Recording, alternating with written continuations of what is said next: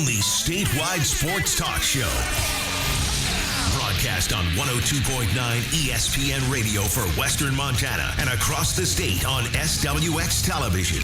I like football! Now, the 2017 Radio Sports Broadcaster of the Year on the show with back-to-back Montana Broadcaster Association awards for sports coverage and award-winning sports journalism. Here is Ryan Tutel and Colter Nuanez. Hello, Montana.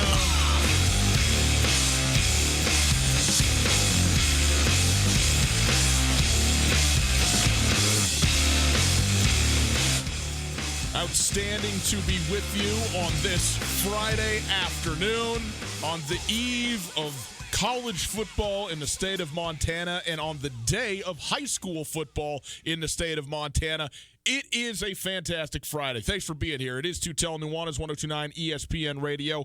We are broadcasting live from the Kurtz Polaris studios. Kurtz Polaris at 2904 West Broadway in Missoula, Highway 83 in Sealy, and online at kurtzpolaris.com. You can find us on the World Wide Web, 1029ESPN.com. There you can listen live to the stream available thanks to Opportunity Bank, your local bank, your opportunity if you want to call. Man, I'd love to have you call me today. 329-1899, 329-1899, the phone number. All guests join us via the Rangich Brothers RV phone line. Colter is out today. He is on the road on his way to Dave Matthews. Oh, yes, indeed. It is Grateful Dave. What do they call it? Dave-a-Palooza. Okay, all that stuff. Over at the Gorge for the Labor Day weekend. I mean, just book it, right? Every year at the Gorge for Dave Matthews. So he is a happy man. And you know what? So am I. Because it is a Friday, and it is a football Friday at that. And I am very happy to be on board with you. Here in a while, at some point coming through here, Regime Seabrook, our dear friend Regime, going to come in, sit down with me for a while. We'll chop it up on, I'm sure, football-related topics throughout the course of this day with Regime when he gets here. But for now, it's you and it's me, and we got a ton of stuff here. We're going to obviously start with the games tomorrow for Montana and Montana State. Got a little bit of sound for you from Bobby Hauck after practice, or excuse me, before practice, I guess, on Wednesday. The Montana and Montana State football teams leaving today to their respective destinations in Lubbock, Texas for the Cats, and Vermilion, South Dakota for the University of Montana Grizzlies. Actually, the Grizzlies are flying to Iowa, driving 45 minutes to Nebraska, staying the night there, and then tomorrow we'll finish another 45-minute to hour-long leg of driving actually to the stadium. So, it sounds a little bit bigger than it is. They're all, very close in there on the eastern side of the states of Nebraska and South Dakota and on the western side of Iowa.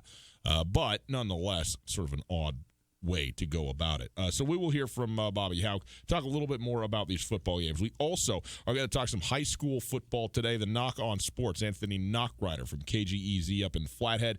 Kalispell is going to join us. He has compiled a statewide preseason poll for all of the high schools, all the classes, and so we will go through those with him and talk about specifically Class AA football in the state of Montana. Is that all gets rocking and rolling tonight. Great day for high school sports. We'll hear from him. We also, of course, it's a Friday, are going to have Carolyn, our dear friend Carolyn Chick, who does not know about sports, going to join us and talk to us about sports in a very ironic way.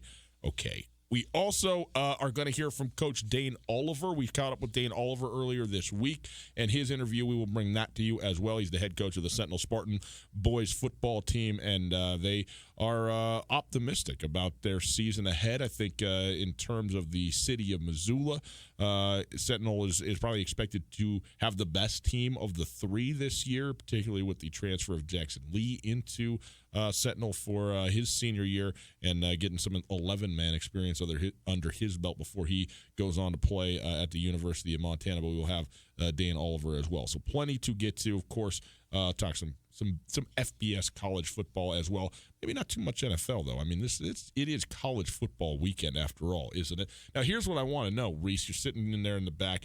It is, by the way, Florence Coffee Company Coffee Friday. Let's take a little coffee break here. I got myself a big time latte. I'm fired up for a Friday afternoon going into football. You're driving around, you got an Americano back there for Reese, for Tommy. You're driving around out there in the world. You're close to a Florence Coffee Company kiosk right now. So why don't you drop into one, go swing in, get yourself a little fuel for the afternoon and evening. You can stay up late, you can sleep in. It's a Labor Day weekend, for crying out loud. Won't even be here on Monday, so you got to get something to get you through 72 hours, right? 72 hours off, I'll take that.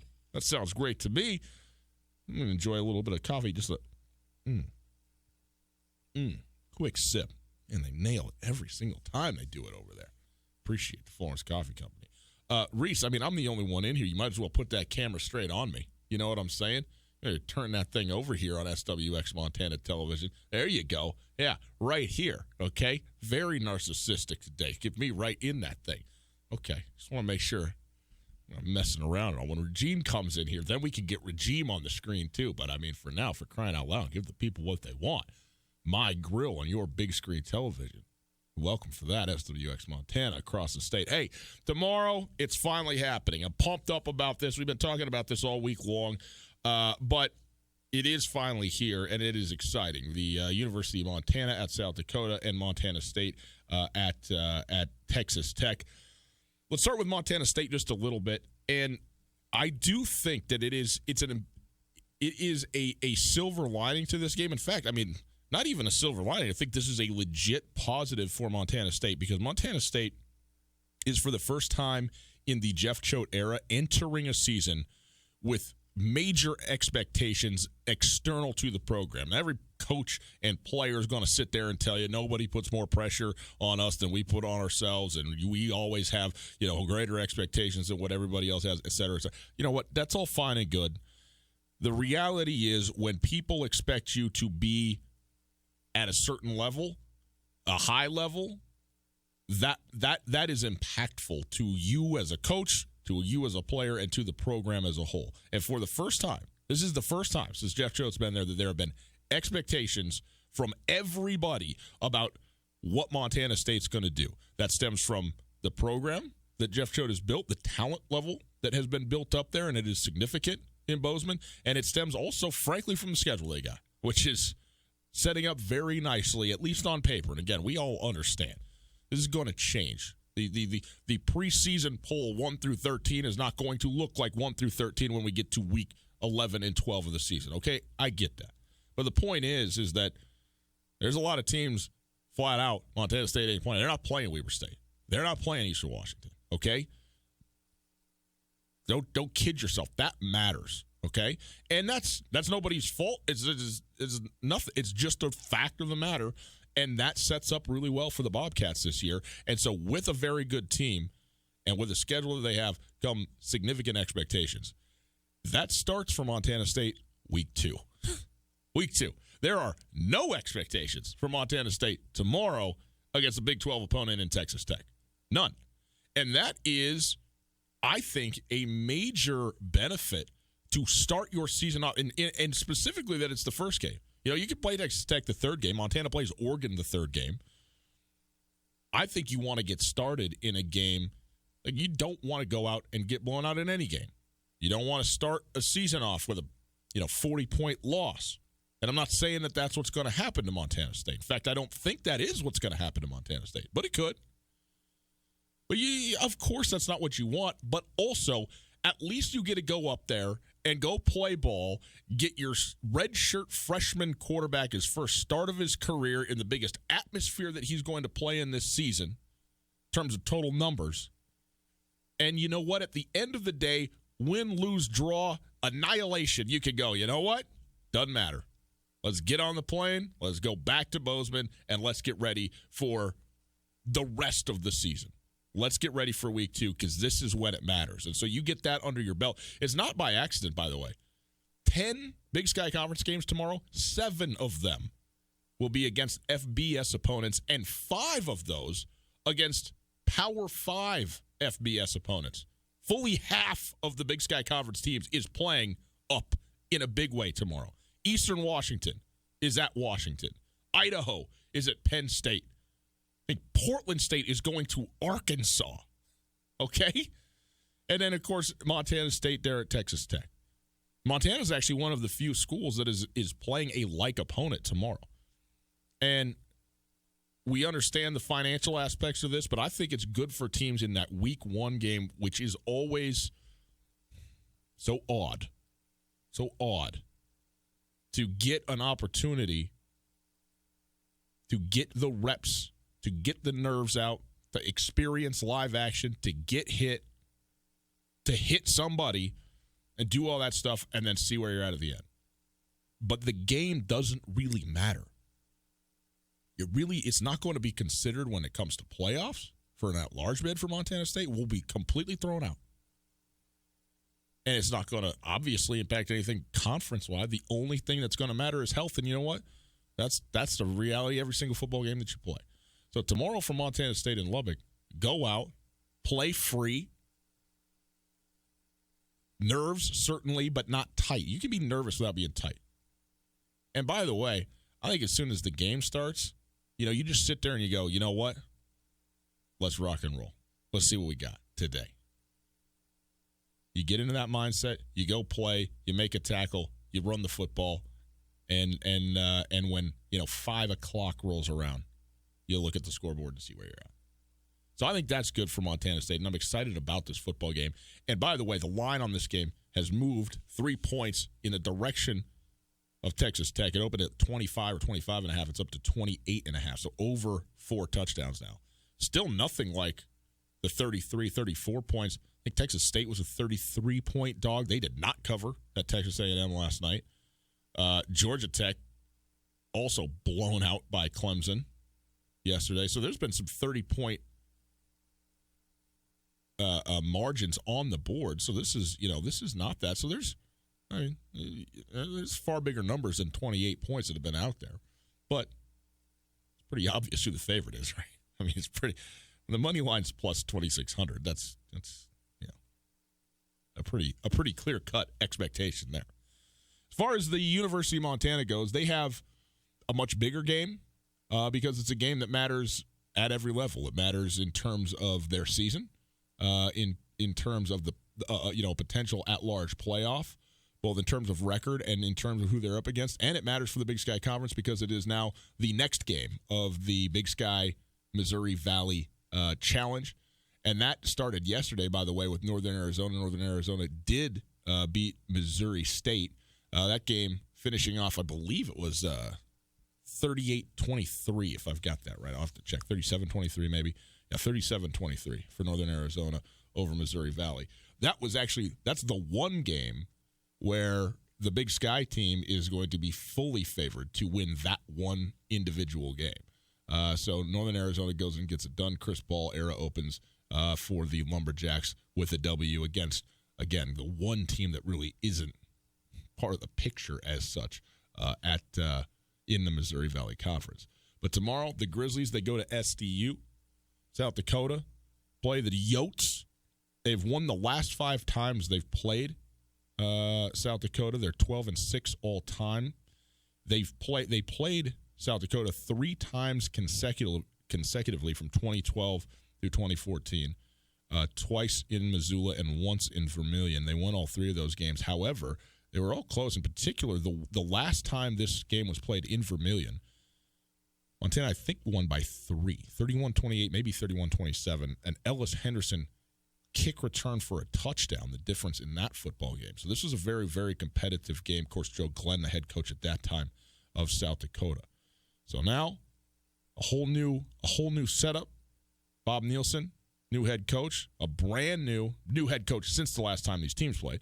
And Travis Johansson, the brand new defensive coordinator, and Montana has no idea what's coming. Talked to Bobby Hauck prior to practice on Wednesday. Let's hear a little bit of sound from him. Just a couple of questions back and forth about this game and about the 2 deep that was released. Depth chart came out today. Jesse Sims It did.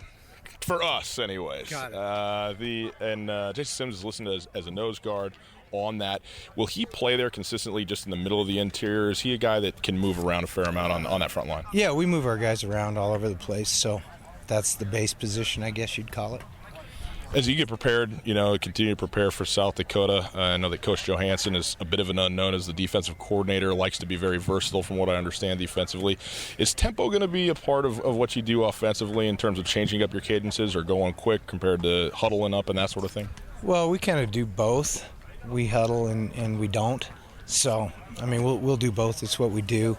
We're going to try to figure out, not knowing how much of the head coach's defense and how much of the defensive coordinator's defense we're going to see may slow us down a little bit.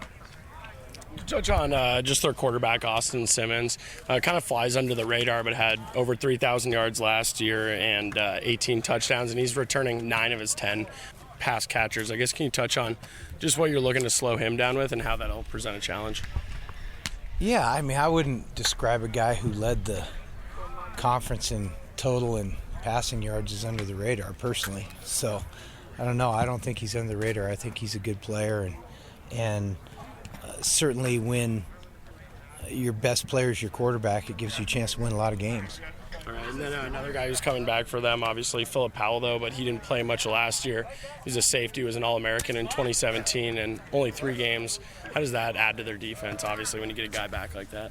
I think they're good in the secondary. Kind of starts with him. We don't have a whole bunch of tape on him from a year ago, but he's reputed to be a good player, and that's what we see on tape, and I think he's got some good people around him too. Robertson won one of the safety spots. What have you seen out of him in camp, and what was the thing that kind of gave it to him here week 1? Well, he shows up all over the field. He shows up in the kicking game as well as on defense. He makes a lot of tackles. He's a good-looking kid in his uniform, so he just kind of pops off the screen. Will you script the first series of plays offensively or set of plays to try and get a feel for what they're doing defensively, or will you feel that out from the start? We do some of that week to week. Some weeks it's more extensive than others. This week that's not our thing because we don't really. It's going to be a little fly by the seat of your pants for us. Do you have a preference for season openers, home or away? Does that matter much to you? I don't have any control over that, so I don't care. Would you rather be at home? I just want to play somebody else. I don't care where it is. We'll play them at 2 a.m. out there in the parking lot. The horn goes off, and practice starts, and off goes Coach Houck into the sunset. Couple of things out of that beyond just ready to play at 2 a.m. in the parking lot. Of course. Why not? Let's do it. I thought it's interesting that you go no scripts. The scripts thing is always sort of I don't know if it's I'm not sure when it works and when it doesn't work or how to use it or not. I know a lot of coaches like to script plays. It seems to me that scripting plays when you don't know what the defense is going to be, I can see an argument for it and against it. When you just talk about, first of all, if you don't know what they're going to do, let's do the things that we do, and also we know a set of plays in theory that's going to show us their initial hand. We're going to be able to see what they're up to by running certain plays. You know that you're not trying to score a touchdown on every play, right? You're aware of this, right, when it comes to the philosophy of putting together an offense and calling plays. What you're trying to do on many plays, yes, gain yards, yes, get yourself ahead of the sticks and all that kind of stuff, but also to see what the defense is doing. You might call a play that you're pretty sure isn't going to do anything just to see the way one particular player reacts, the way a safety follows or releases on a particular player. So I'm not saying there's lots of throwaway plays where you don't care to what the result is, but there's plays that are called explicitly to watch the defense and see how they react to it. And in a situation like this, it seems like you could script plays, put, 5, 8 in a line and go, we're going to run these, we're going to watch what the defense does, and then we're going to start articulating what we do based on that, based on how the defense is reacting. The other side of it is, when you got no idea what the defense is going to do, you just have to see how they line up and call the plays you go. Go call your first play, and from that point on, down a distance, situational, make it happen. And hope for the best. So, sounds like Bobby Houck not going to script plays here on the game tomorrow. They'll go out and they will. I'll be really interested to watch the first couple of possessions for Montana in this game, and watch what the defense does and how, Coach Rosenbaugh, Coach Hauck, try to deal with a significant unknown, both in terms of personnel a little bit and obviously in terms of scheme. The other thing is tempo. And this is one thing that I thought Montana did do well last year, and I think that teams are starting to figure out. We have sort of exited the past history of the slow, use up the entire play clock, huddle up every time type of football. Now, there's times where you need that. There's times where you need to be able to do that. But basically, increasing the speed of the game has been the trend, and in some cases, go absolutely as fast as you can. Torrid pace to get going. What I don't think has been done as much is a conscious and deliberate attempt to mix it up, to change the pace that you go at offensively. That's one thing that you have complete control of. You got the ball, you can snap it whenever you want to. So get up there and go as quick as you can to get a defense on its heels, and then slow it up and get them kind of unsettled. Now they're up here, they're ready to go, and you just take your time with it. And you can get a defense to sort of expect maybe a longer amount of time between snaps, and then all of a sudden get up and quick snap it. And teams are starting to do this more, mix up the cadences, mix up the speeds, mix up the tempo. I thought Montana did a nice job of that last year, and I expect to see more of that throughout the course of this season. But that is something that you can really start to, if you get on a roll with it, I guess is the way to say it. Because certainly defenses can play with you, but if you get on a roll with it, you can keep a defense really off balance from the snap of the ball and even before it. And that is, the name of the game. So we'll see if they're able to do that, Montana. Tomorrow, South Dakota, you heard Coach Hauck mention, I don't think that the guy who threw for the most yards in the Missouri Valley last year is under the radar, but Austin Simmons is returning quarterback. Yotes also returning two of their top three wide receivers, including their number one wide receiver, Kai Henry, from a year ago. Kai Henry and Levi Falk represent 1,200 yards and 7 touchdowns returning at the wide receiver position. So they got a good passing game. It's not great. It's not prolific. But, again, it's in a conference that runs the ball a lot. So 3,100 yards and 18 touchdowns against only 8 interceptions last year for Austin Simmons is strong. 61% completion percentage for him on the year last year. And in 11 games, he threw 0 or 1 interception in 10 of them. And in the other one, he only threw 2. So he did a nice job of protecting the football. If Montana gets a takeaway in the air, that's going to be a win for the Grizzlies, because this is a kid who does not turn the ball over very much. He's a senior. Kai Henry also a senior. Levi Falk, a junior this season. So they are a couple of kids, who are veterans, who have been, there, who have done it, and are going to be, I think, smart with the football. And again, in a first football game, to have veterans in those key spots is a big deal. In game 1 for Montana, though, the key for the Grizzlies, nothing else, win. Just win. It does not matter how. It does not matter what it looks like. If South Dakota turns the ball over 10 times and you still only win by 1 point in triple overtime, it does not matter. First game, win the football game. If you win the football game, everything else falls to the wayside. Doesn't matter. And you can deal with issues, problems, things that look bad, things that were ugly, your mistakes, which there will be plenty of both directions later. But you got to figure out a way to get a W. Montana is a 3.5-point road favorite in this game. Minus 180 on the money line. So they like this Grizzly team in Vermillion. Obviously, the history, even the recent history of the series, goes in favor of Montana. But they haven't played since 2014. I mean, this is all new personnel, new coaches, everything's new. Even the stadium's like half torn down, evidently. So we'll see what that looks like tomorrow on the television. 1 o'clock kickoff, Montana versus South Dakota. That'll be on ABC Fox Television.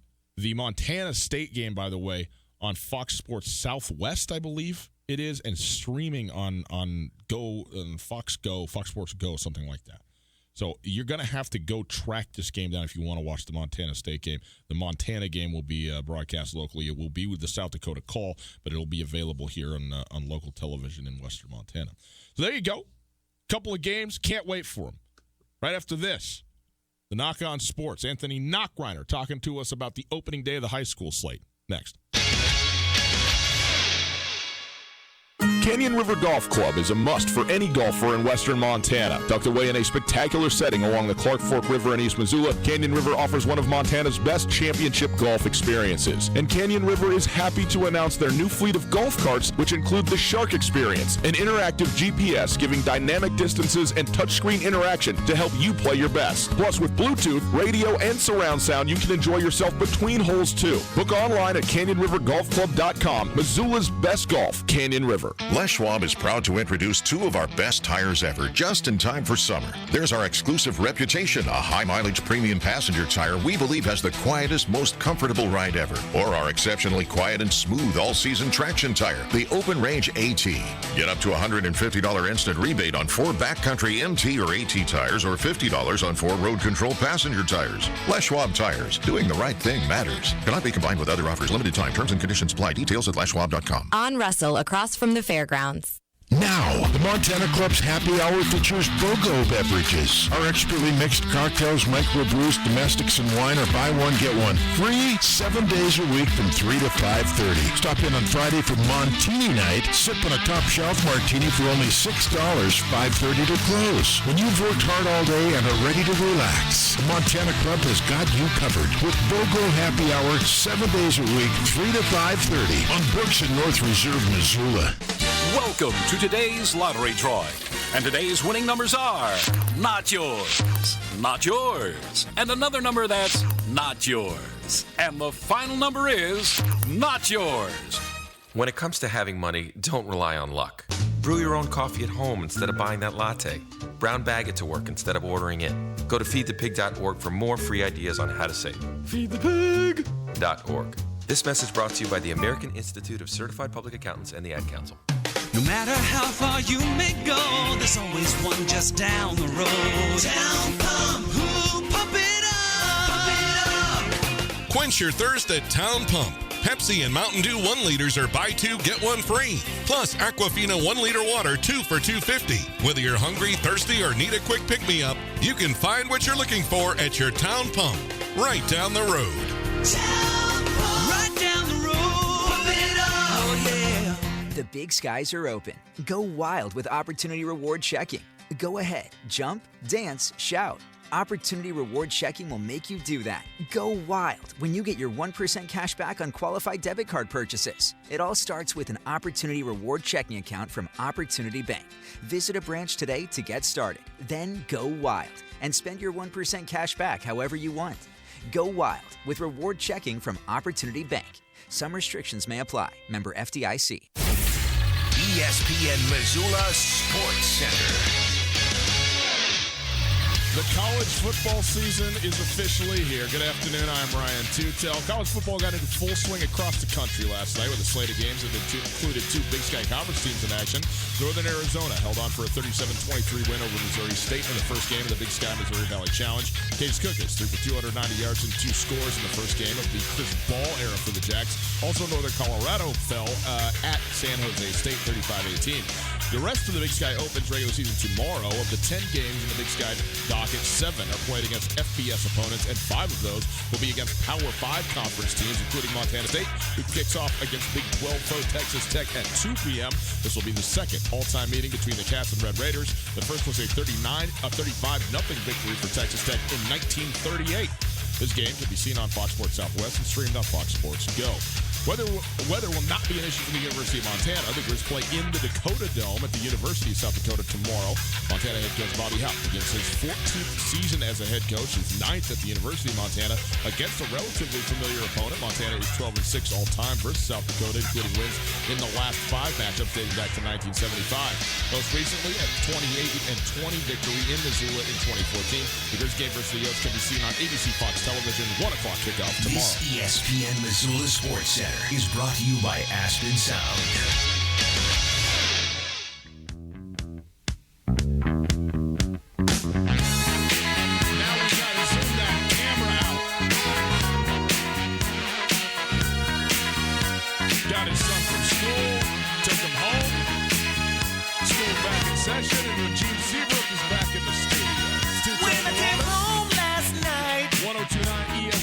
Radio, broadcasting live from the Kurt Polaris Studios. Kurt Polaris, 2904 West Broadway in Missoula, Highway 83 in Sealy.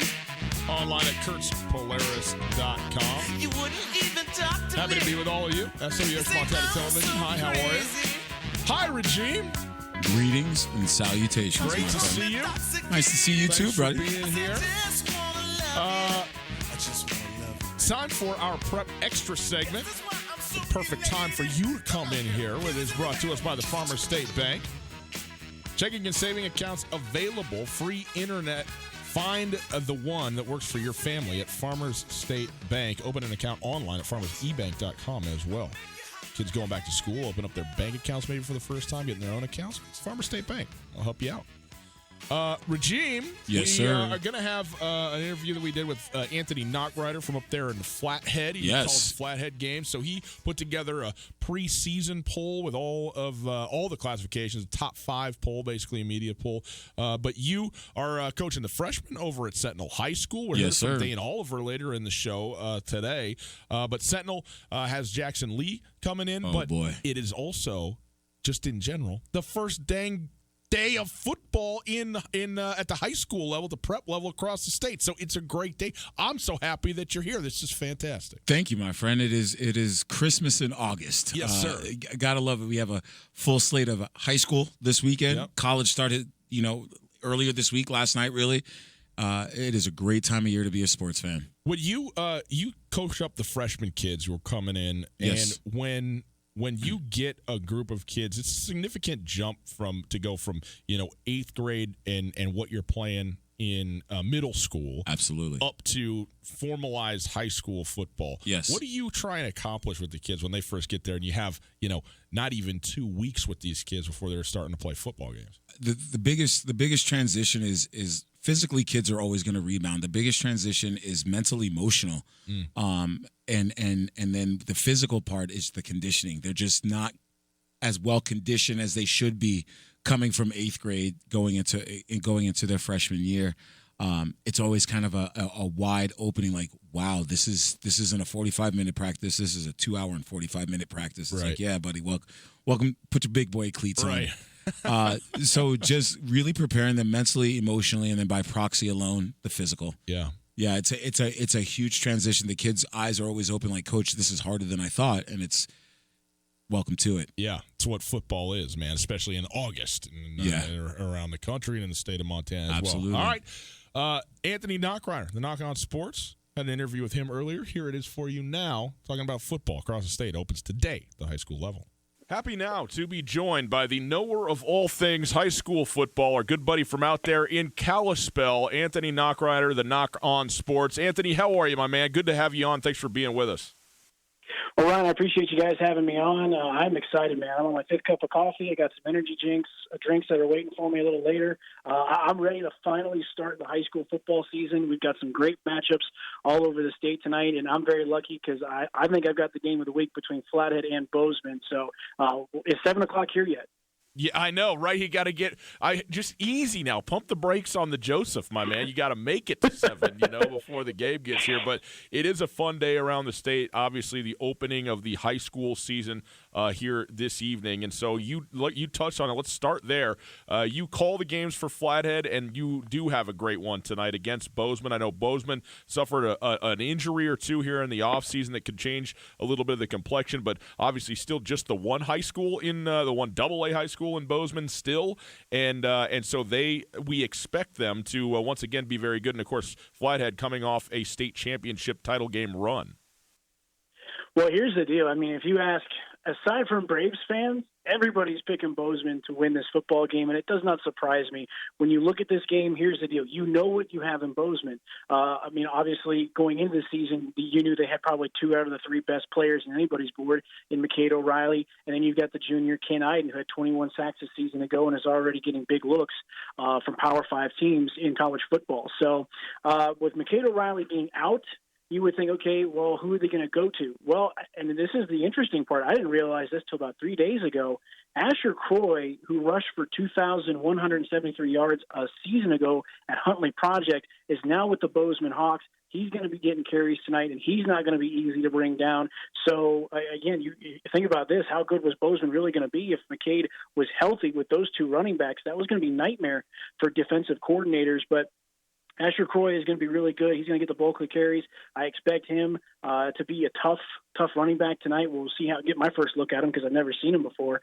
But again, Ken Knighton is another guy that I'm really intrigued to see how he plays and how Coach Wesche uses him this season, especially on the offensive end. We know he's lining up at defensive end. He's my number one ranked defensive end, my number one ranked player overall in Class AA football. So this guy's going to be fun to watch tonight when I get that opportunity to see him. And then on the other end, Chance Sheldon Allen, the 100-meter state champion for Class AA. This guy is lightning on the field, and I'm very curious to see how Flathead's offense, without Kyle Sampson now, is going to utilize him and other players that are going to have to try and replace and fill the shoes of now gone Jaden McNeil, Blake Counts, and Anthony Jones. You know, it's interesting. You put out the top 5 basically teams in the state preseason rankings for all the classifications of high school football. I took a media poll, and we'll go through some of that. Billings West, maybe not surprisingly, tops that poll in AA as the defending state champion, and then Bozeman, also perhaps not that surprising, is there at number 2. What I think is interesting is that Flathead is really they're tied basically for 5th, on this with Helena High, kind of down the docket a little while, kind of really middle of the pack ultimately when you talk about just 14 teams. You talked about all the guys that Flathead lost, but what do you expect out of this team this season, and particularly coming off of a state runner-up performance? Well, I think that the key is going to be just kind of seeing what Coach Upham and his staff bring to the table tonight because, again, that's an unknown commodity. I mean, we lost those 3 guys. We also lost the head coach, who's now an offensive coordinator at Montana Tech. Right. And so the Matt Upham era begins tonight. What is that going to look like? I don't think there's going to be any drop. I think, again, there's just a lot of people haven't seen this football team. There's a lot of question marks that a lot of people just don't know about yet. Cooper Smith's going to step in at quarterback. You got a very athletic 6'3", 195-pound quarterback, played for the basketball team, very good three-point shooter, can definitely run up and down on a basketball court. So I expect his athleticism to translate onto the football field as well. He was the backup quarterback last year. He's got good size. He's got a good offensive lineman in front of him with Max Anderson, a guy that's being looked at by both the Bobcats and the Grizz, my number 1 offensive lineman in Class AA football. So I don't expect the Flathead Braves to just drop off after a great year. This still is a football team with a lot of really good talent. We're just going to have to see if those new faces are going to be able to live up to what their predecessors did. On defense is where the strength of this football team is, though. You got middle linebacker Paxton Boyce, number 3 on my linebacker rankings, a guy that racked up a lot of tackles, took over for an injured Gunnar Landrum last year and handled the calls. Coach Upham really likes Paxton Boyce, and the Flathead Braves returned their entire linebacking core from a season ago. On top of that, their secondary, Brian Wells, played really well towards the end of last year. He had an interception that ended up setting up what could have been the game-winning drive in the state championship game. I think he's going to have a big season. Tannen Bile over at corner, Chance at corner. This defense looks really good. You got Tanner Russell, who's my number 2 defensive end, 16 sacks from a season ago. That's the really cool matchup. I'm kind of curious to see how that competition goes between Ken Knighton and Tanner Russell, who can rack up more sacks tonight. Staying in AA, coming down here to Missoula, though, as we are in Missoula on the radio. Obviously, high school football is a lot of times just about kind of the best couple of players on your team, what they can do, and especially if they play both directions. And obviously, Sentinel ends up with Jackson Lee, who transfers in from Flint Creek Co-op, and he's headed to the Grizzlies next year, so one final season to play 11-man football for him. And then Hellgate even got a vote in the poll into the top 5. They didn't end up in the top 5, but that's nice for the Hellgate Knights to get a look anyway. And obviously, Raleigh Wooster is one of the top athletes in the state, period, certainly a basketball prospect, also a football prospect as well. Big Sky trying to kind of figure out where they're at right now in a lot of things, but Sentinel may be leading the charge in the city of Missoula here in the preseason, right? Sentinel's definitely my favorite. When you look at Hellgate, I don't expect Hellgate to get blown out. I expect them to be an improved football team. They're going to be a tough out. You got to bring your lunch pail in the Western AA this year every single night when conference play opens up in 2 weeks.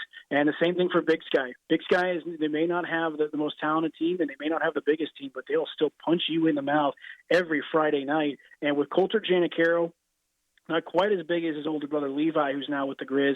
Coulter is still a very dangerous running back. I mean, this kid racked up 882 yards a season ago. I expect him to be the full bell cow this year. I think Draven Lincoln's going to be the guy that's starting at quarterback for them as well. They got two big wide receivers in Mail and Fred, so they've got big targets to get there. So offensively, Big Sky looks like they could be really, really good this year. It's just a whether or not they can move the football down the field and whether or not if they can just hang in there for a full game.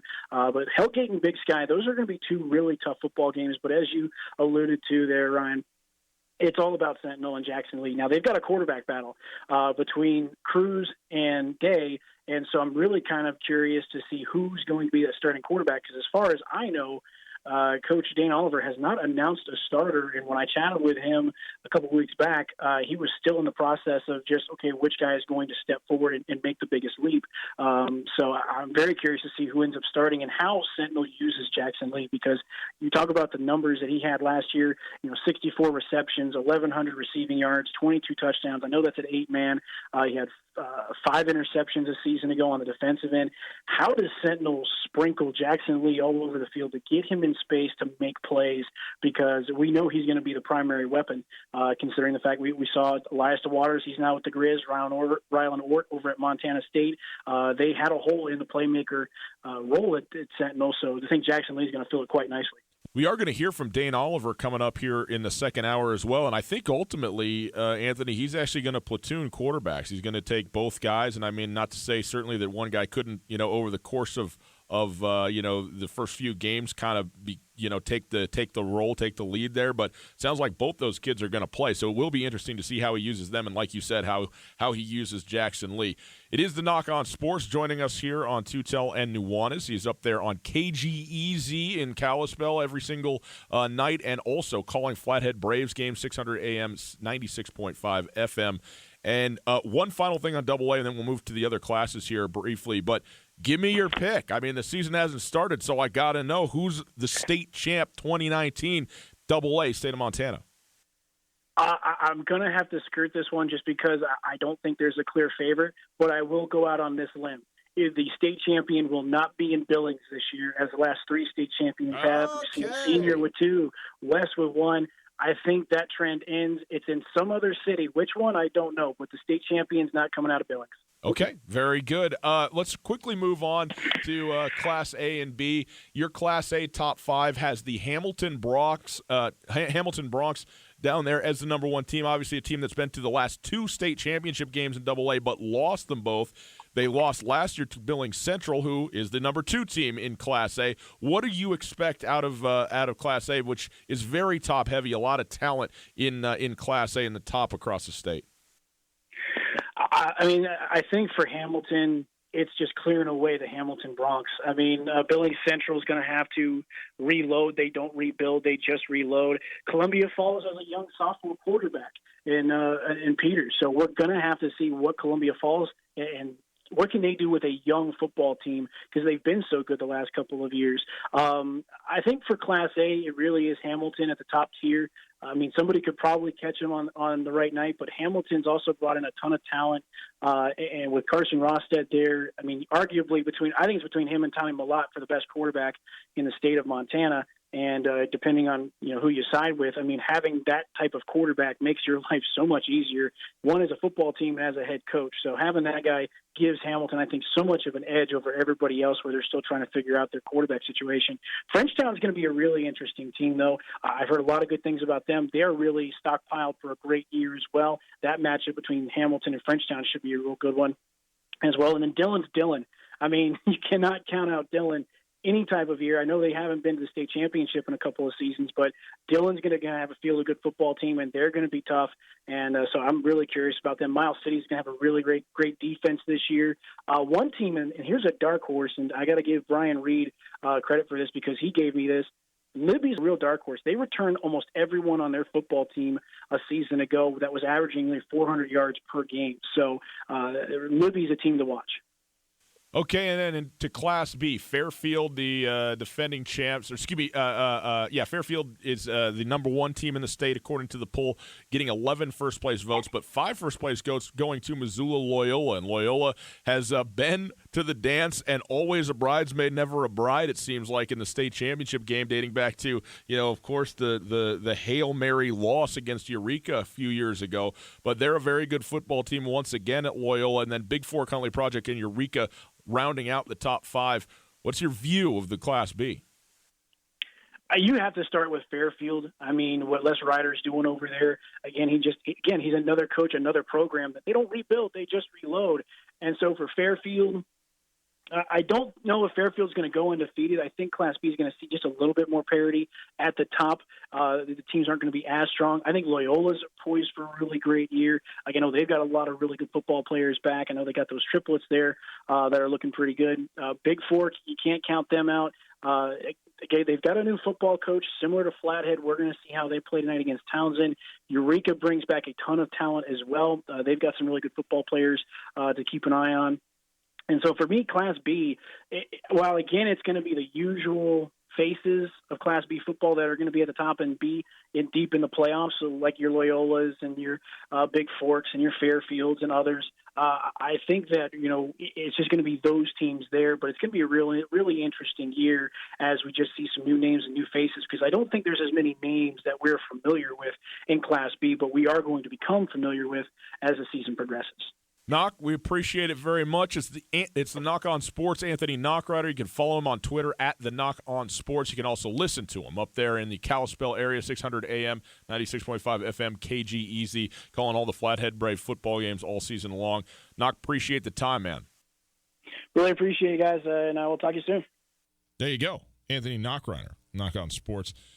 We did not get into Class C, but quickly, just Regime, since we're here, the Class C preseason poll in 8-man has Flint Creek still as number 1, even with the loss of Jackson Lee. They're still up there at the top, and if you've won 2 straight, probably you're going to be the incumbent number 1. Absolutely. Fairview to Shelby. After that, Great Falls Central, and then Clark Fork Centerville is top 5 in Class C. 6-man, Weibo, always a power. Always. Jordan after that, Big Sandy. Shout out, Big Sandy. Who do we got? John Tester, Jeff Ament, Big Sandy. Shout out. I feel like there's one other person from there. Comes in threes. Anyway. Yes. And then Geraldine Highwood, 4th, and Hot Springs. Hot Springs up there at 5. So very good to round it out. That is our Prep Extra segment. It's brought to us by the Farmer State Bank. Farmer State Bank. Remember, your first bank account? Well, the world's more complicated and more connected now. Explore the security banking options with your young adult at Farmers State Bank. Okay? And help you out with all of that. Quick break. We'll come back. I'm going to talk to Regime for a while. Let's do that. Carolyn out for a little bit. We're going to go to Regime after this. This is Mike Nugent with Berkshire Hathaway Home Services. Berkshire Hathaway provides Western Montana with full-time real estate professionals for you whenever you need us. Our reputation as the state's most knowledgeable and available real estate group has helped build unmatched trust in the Garden City and statewide. If you have been thinking of making a real estate move in the short or long term, give me a call. No pressure, no expectations. Just professional opinions and service at whatever pace you are comfortable with. Give me, Mike Nugent, a call today, 531-1802. And remember, every question is good to ask. Hey folks, Ryan Tutel here with Josh from The Advocates. If you've been in a car accident and need help dealing with the insurance company, you should give The Advocates a call. It doesn't cost anything at all to call, and I'd be happy to talk with you about your situation. You don't want to have to be dealing with contacting the insurance companies and setting up your claim. We can do that for you from start to finish. We'll take the hassle out of the process so you can just focus on getting better. There you go, folks. If you've been injured in an accident, give Josh a call, 640-4444, or online at montanaadvocates.com. There are a lot of lawyers, but you deserve an advocate. Mark your calendar for the 4th annual Selway Armory tent sale. The lowest prices of the year on guns, ammunition, and accessories, and massive amounts of ammo to stock up for the entire year. September 13th and 14th in the Lolo Shopping Center parking lot on Highway 93. Tons of ammo, guns, and other items at below-cost blowout prices. September 13th and 14th, 10 a.m. to 7 p.m. on Friday and 8 a.m. to 6 p.m. Saturday. The 4th annual Selway Armory tent sale at the Lolo Shopping Center, Highway 93. It happens. You're positive you put your bank card back in your wallet, but the next time you need it, it's missing. Avoid the panic and take control with the MyCard app and debit card from Farmer State Bank. Our app lets you control your debit card and securely turn it off right from your phone. Safe, secure, instant. MyCard is available only at Farmers State Bank. Ask about it at any of our 9 locations or learn more at farmersebank.com. Farmers State Bank, member FDIC. Everybody knows that high school sports generate suspense, excitement, and drama. They also generate higher grade point averages, stronger work habits, and greater self-esteem. Everybody knows that high school sports give us more value for our entertainment dollar. They also give us leaders committed to strengthening communities right here in Montana. The true value of playing sports in school can't be measured in wins and losses or dollars and cents. Studies show that participation in sports, along with other extracurricular activities, is one of the best ways to teach leadership, cooperation, accountability, and other invaluable life skills. Don't just stand on the sidelines. Encourage the young people you know to get in the game. When you do, you'll be helping them get ahead in life. High school sports, a winning part of a complete education. This message presented by the Montana High School Association and the Montana Interscholastic Athletic Administrators Association. Tutel and Nuanez on 102.9 ESPN Radio for Missoula. Oh, it rains. They got a lot of nice girls. For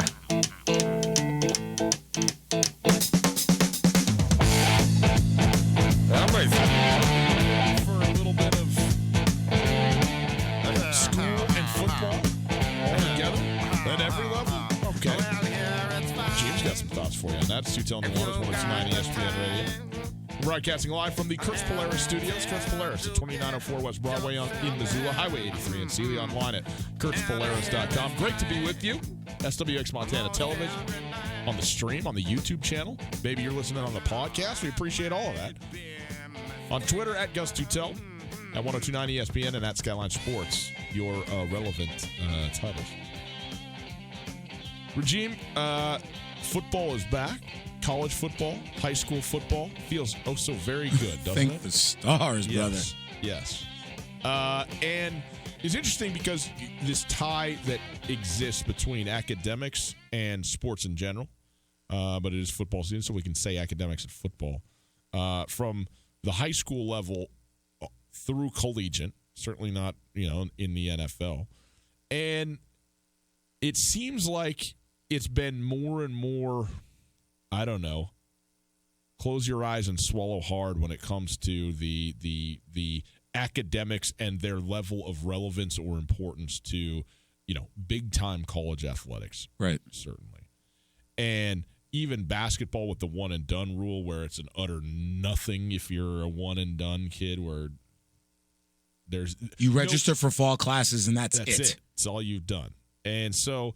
but you have, you are an educator. You work in the school systems, counseling, and all of this, and as a coach, at a bunch of different levels as well. And I know that you think about these things and have some strong feelings about it. Absolutely. I think we as a society have put more emphasis on what a kid can do physically than what he or she or they can contribute academically to this world. We have lost sight of what the term student athlete means. Like, we've put more emphasis on the athlete and a little less stringency and emphasis on the student. And we kind of need to get back to that. We need to get back to educating these children who happen to have these exceptional physical gifts. If Jackson Lee from Sentinel goes out and he tears his ACL, God forbid it doesn't happen tonight against Great Falls, he goes out and tears that ACL. The doctor says you can never play football again. What's your backup plan? If you have focused solely on football or hockey or tennis or volleyball, and you have not put that same type of intensity and scrutiny on yourself academically, you are now behind the curve. Right. Yeah. Especially, the Big Sky Conference is kind of an interesting animal that way, right? Because it's Division I, big time Division I sports, but it's also not Power 5 big time. Right. And the path to go and be a professional athlete and make the sport your work or your career is we know what the percentages are, what the likelihoods are that that's going to happen. They're very, very slim. Slim to heck no. Yeah, right. Exactly. And so the academic side of it is one, that could be and should be taken seriously. I think, there's a level, there's a time at which you just have to take ownership for yourself as a student, And I think that, you and I were both college kids. True. At one stage. And, we were there for the academics, certainly, and you were, in an Ivy League school and then at Cal, and so that was a big, big thing for you for sure. Mm-hmm. But also, you're there for the experience, if I might say, of being in college. And certainly there's plenty of kids who the experience of being in college is the sports that they're playing, and that's what they are into. True. And trying to convince them that, no, you're also here for this is, like I said, at some point they have to take that on for themselves to believe in that. Mm-hmm. But the structure of it is also built up in such a way. I guess I would say this. Coaches, there's a lot of coaches out there, it seems to me, who want their kids to be successful in the classroom in order to be eligible to play sports, not in virtue of what that could potentially bring them. Then there's a lot of coaches who the educational aspect is truly important to them, but they all say the same thing, it seems like the sound bites that you hear about how much we care about academics and being good in the classroom and great students and all of this stuff. It's all the same, and it's very hard to decipher, well, this guy actually cares and this guy only cares about,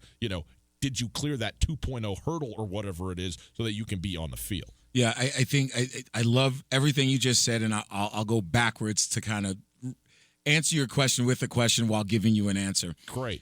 So you said the 2.0 thing. That's my problem right there. If you show up every day, breathe hard, and bring your coffee to class, you get a 2.0 just by showing up. So, to me, that baseline of 2.0, you're not challenging your athletes to be any better than a 2.0. My issue with that is then when this guy gets hurt and you treat him like a commodity or her like a commodity and you're no longer a person, all of a sudden the scholarships dry up. Yeah. All of a sudden that's your last year there because you can't produce. So why not make it 3? Or I'll take 2.8. So at least you can strive to get something to procure that education on the backside. How many people have you known either personally or professionally, through your job where they went to a Stanford or they went to Oklahoma State or wherever they went to, they're one and done and they're out, and then there's nothing. They can't even sell insurance because they can't write their own names. Yeah. They can't read and comprehend and regurgitate information at a rate that most adults who went to school or trade or whatever are able to do. So you have these kids just coming out unprepared. However, in this great city of Missoula, Montana, we have 2 shining examples of people who not only talk the talk, like you said, about where academically whatever, but they walk the walk. Bobby Houck today talking to his sister about Bobby's getting those kids up. They're hiking the M. They're back down the M, and then they're sitting at a desk for 4 hours. Because if you're strong in the classroom, you're even stronger you're stronger on the field or the pitch or the pool or whatever your situation is.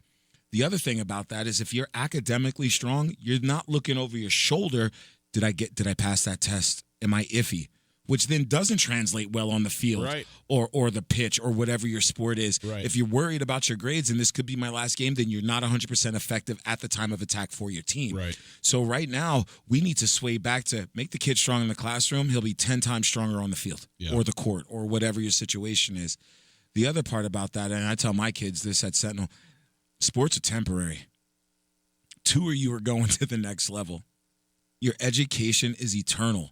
This is what's going to carry you through life. Let's go. Yeah. And having parents understand that. I have friends who their kids are in AAU year round, but their grades are horrible. Their social development is poor because they're not being developed in the ways that are going to predicate and yield greater results in life, not just this temporary microcosmic part we all know is sports. Right. Good stuff for Gene. Appreciate that. Thank you, brother. Let's talk some maybe college football, just the football side of it. Oregon, Auburn. Sure. Who's going to be the 4th team in the college football playoff? Do we agree on the first 3? We'll go through it all right after this. Hey, Tutel Nuanez here. Can't tell you how many times we've heard the face for radio joke since we came on SWX television, but it's been a fun endeavor so far. And now our esteemed producer Tommy is pushing the envelope even further. We got our own YouTube channel. That's right. If you want to watch us every day from your computer, your tablet, your cell phone, you can check out Tutel Nuanez on YouTube. Tutel Nuanez, live every weekday from 4 to 6 in the afternoons on 102.9 ESPN Radio for Missoula, SWX Montana statewide, and now around the planet Earth on YouTube. Garden City Paint and Glass in Missoula is like your paint doctor. They take the pain out of painting. Don't trust your home to anything less than professional PPG paints from Garden City Paint and Glass. Go to visualizecolors.com. Scan in your room photo to see what color combinations will look best before painting. That's visualizecolors.com. Featuring professional PPG paints. Garden City Paint and Glass in Missoula, across from the Southside McDonald's at 3217 Brooks. Canyon River Golf Club is a must for any golfer in western Montana. Tucked away in a spectacular setting along the Clark Fork River in East Missoula, Canyon River offers one of Montana's best championship golf experiences. And Canyon River is happy to announce their new fleet of golf carts, which include the Shark Experience, an interactive GPS giving dynamic distances and touchscreen interaction to help you play your best. Plus, with Bluetooth, radio, and surround sound, you can enjoy yourself between holes too. Book online at CanyonRiverGolfClub.com. Missoula's best golf, Canyon River. Les Schwab is proud to introduce two of our best tires ever, just in time for summer. There's our exclusive Reputation, a high-mileage premium passenger tire we believe has the quietest, most comfortable ride ever. Or our exceptionally quiet and smooth all-season traction tire, the Open Range AT. Get up to $150 instant rebate on 4 backcountry MT or AT tires, or $50 on 4 road control passenger tires. Les Schwab tires. Doing the right thing matters. Cannot be combined with other offers. Limited time. Terms and conditions apply. Details at leschwab.com. On Russell, across from the fairgrounds. It's a crisp fall morning. Time for your daily pumpkin soy latte. As you wait for your coffee, you get a buzz.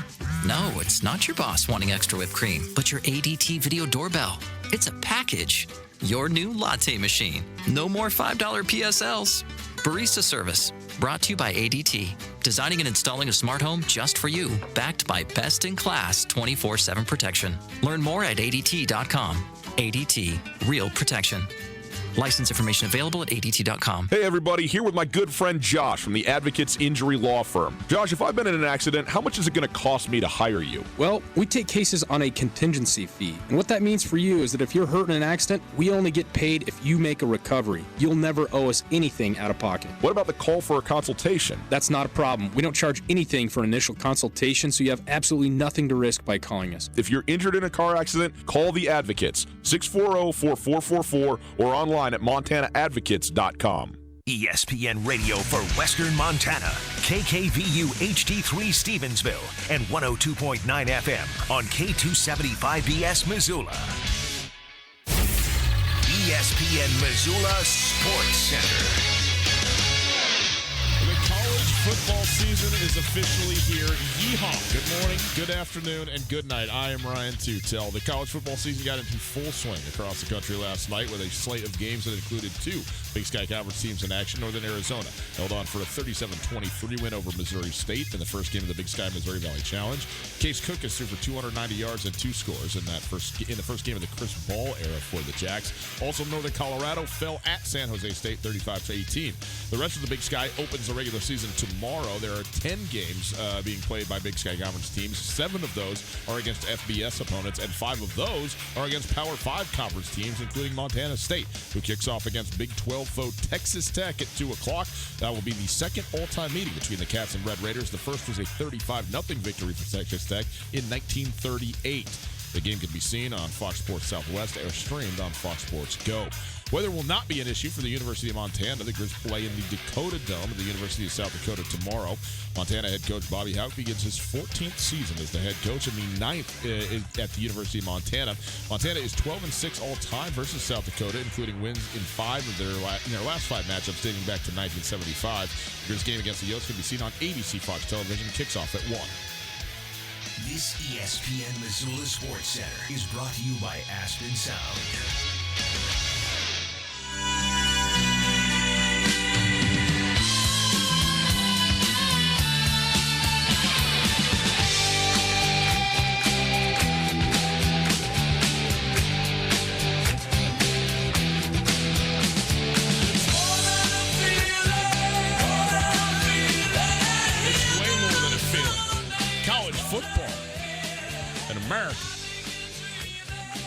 It's Tutel Nuanez also, people.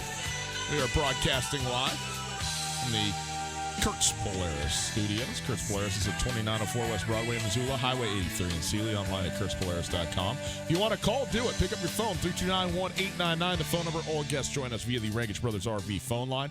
If you missed anything in the first hour, hanging out with James Sebra, it's good stuff. It's available on the podcast. The podcast is available on the TuneIn Radio app and on iTunes. It's also available on Spotify and all of your favorite podcasting platforms. Check out the Tutel and Nuanez podcast. Quick plug. SkylineSportsMT.com. You go there. They got Coulter has written up all of the things that you need to know about all these games. Montana, Montana State, what you need to know, who to look for, all that kind of stuff. And yours truly finally got a column up there. It took me a while. I had to write this thing out for him yesterday. Well, a couple days, but I'm slow, Regime. I'm not a pro on this stuff. It takes me some time to get it all out there, Masterworks aren't created overnight, my friend. Exact. Thank you. Okay. Thank you for that. I got your back, brother. Anyway, the Masterwork is up right now, SkylineSportsMT.com. A little preview of a sort of a macrocosmic level, the 10,000-foot view of the Montana and Montana State football seasons as they are coming down the pike at us tomorrow. So I'm gonna read it now. You got it. I'm intrigued. A little something for you there at SkylineSportsMT.com. You go check that out. Great website and fun to appreciate Coulter. Give me the shot. Sit there and write something for him. It's fun. Regime, let's go into some big-time college football, the FBS level, the Power 5. Power 5, baby. Yeah. It is, by the way, kicking off right now. I think Wisconsin is getting their season started as we speak, kicking off right now. So I'm pumped up about that. We'll obviously pay attention to what's going on. Last night, UCLA lost. Now, UCLA was actually an underdog in the game at Cincinnati. True. But that in itself is an indictment. Moreover, Arizona can't beat Hawaii a week ago, and it is bad news for the Pac-12. Already going bad for the Pacific 12 football teams. There is no way Cincinnati should ever beat UCLA. Ever. At anything. No. At anything. That's so true. Utah did beat BYU. The game, 12 minutes left in the game, all of a sudden starts lightning in Provo, and they got to get out there. Did they finish the game, or did they just call it, or what happened? I didn't even pay attention because I've been in those lightning storms in Utah before, and they don't just come and go like a rainstorm. They tend to hang around. Man, in Western Montana, it looks like we're about to get we're about to. Have you looked outside? There's the 51st shade of gray. I slipped it in there. Excellent. Yes, work. yeah. Excellent. No work. pun intended. First of all, let's start here. Game of the weekend, the FBS level, Auburn, Oregon. Easily. And so this is a game. Oregon is actually the higher ranked team, but Auburn is the favorite, the betting favorite of 3-point line. You and I were talking in the break, Mario Cristobal, and what he is as a coach seems like it is working at the University of Oregon right now. Right. And, they hit this very high watermark with Chip Kelly, and then Mark Helfrich comes in, and it just doesn't go well. No, it doesn't. And they didn't bottom out, but they, with all of the advantages that Oregon has, Phil Knight, and the level that they had attained to, they were not good. They were not up to that level, certainly.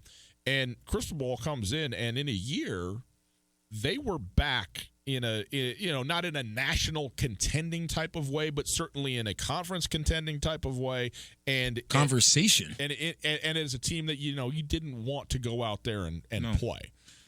They are back now as the number 11 team in the nation, and I'm wondering what you think about this football game and about Oregon in general. And of course, I mean, they are on the Montana slate in 2 weeks' time. For me, it's first of all, great game to open the season up right. with. Love it. You have two Power 5 schools going against each other.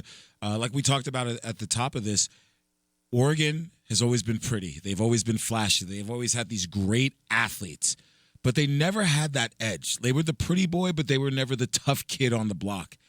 And I think Coach now brings that edge, that grittiness, that can only be given to you by an old lineman or a salty middle linebacker that will translate well throughout the program. And I think that we're going to see a bit more 1-2 punch come out of Oregon as opposed to just being sassy and want to slap at everybody.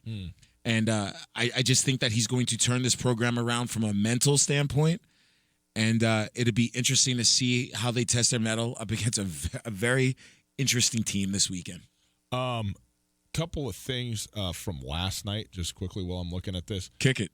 UCF 62, Florida A&M 0 yesterday. Not good. The other game though that I did want to point out, South Dakota State, the Jacks, who are they top? They're top five at least. They lost to Minnesota 28-21. I mean that's a football game now. That is a football game. No Gophers going to work last night. Gophers going to work. So, by the way, your Michigan State Sparty is playing right now. Yes, I know. Don't DVR. Okay. Thank you. Sure. They're kicked off. That's it. Okay. Good news. Weather has not delayed the game. That's all I wanted to convey to you. All right. Okay. Hopefully it delays it here in Montana so I can watch it when I get home. Exactly. Colorado State, Colorado tonight. Always a good game. It's I mean, I realize they're not in the same conference. No. So, but the BYU, Utah. and Colorado State openers. Love them. It's just something else. Love those games. Going. Also, Oregon State opens against Oklahoma State this evening as well.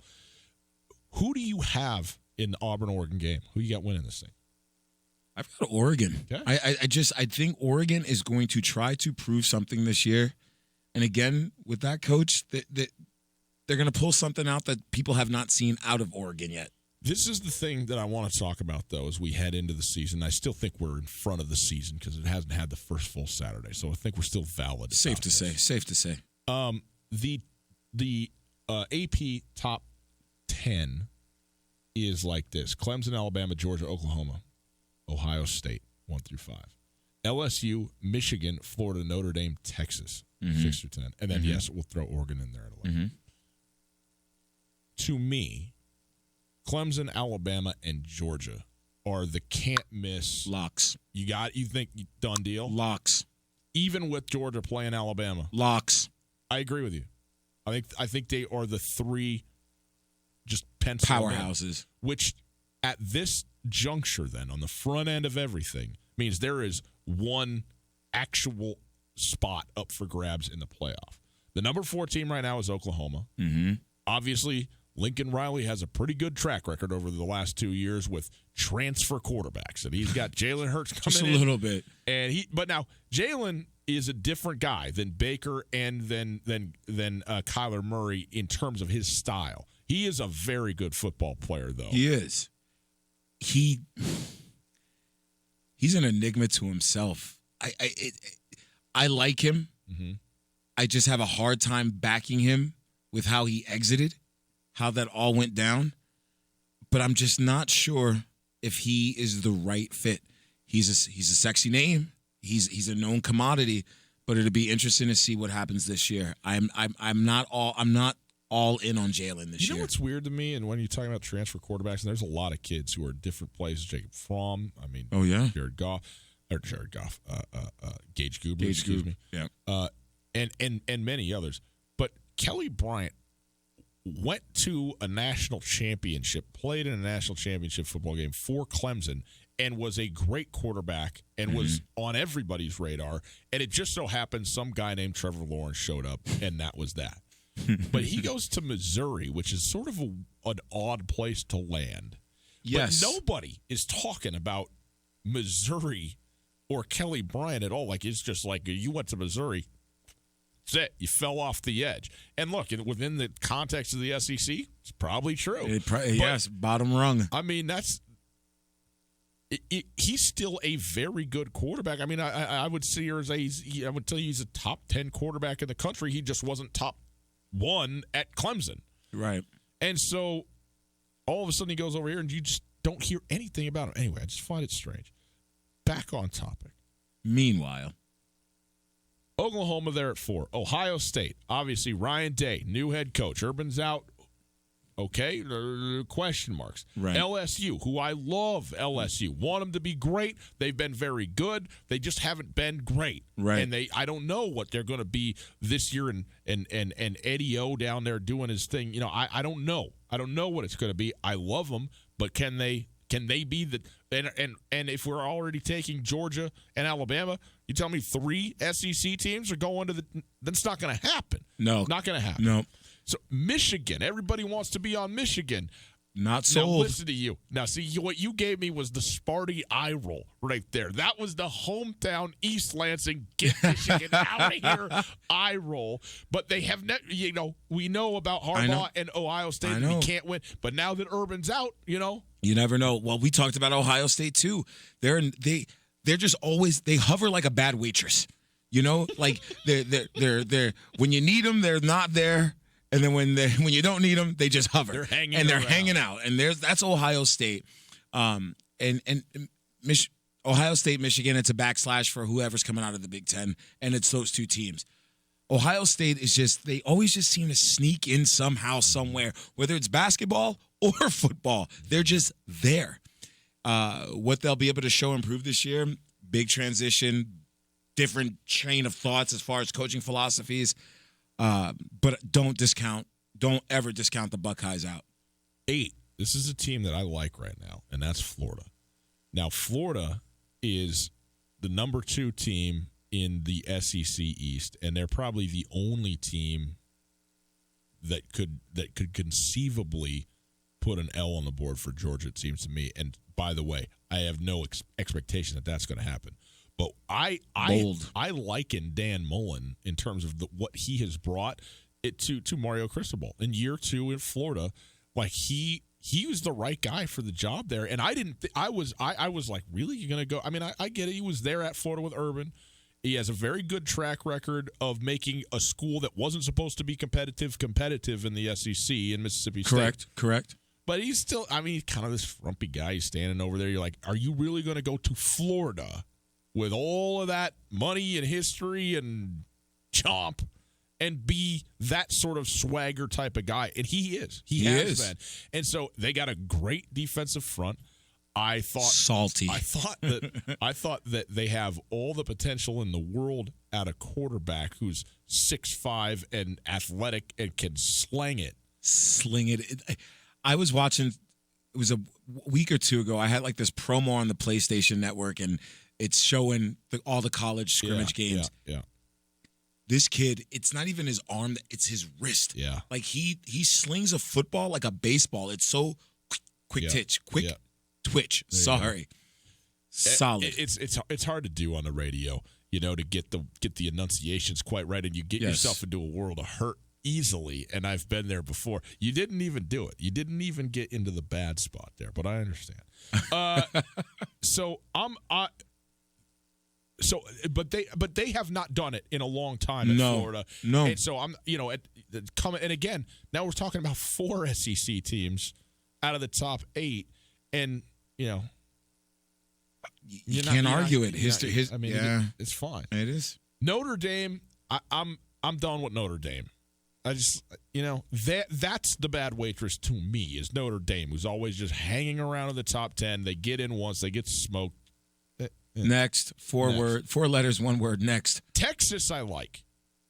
Now Texas, I'm into, and I am open to what they could be. They obviously have got to win the Red River Shootout. Yes. Red River or Showdown. Showdown. Okay, whatever it is, it's the way it is. I don't know. They got to beat Oklahoma. Okay, good luck. And then they have to win the Big 12. Yes, championship game. Not an easy task.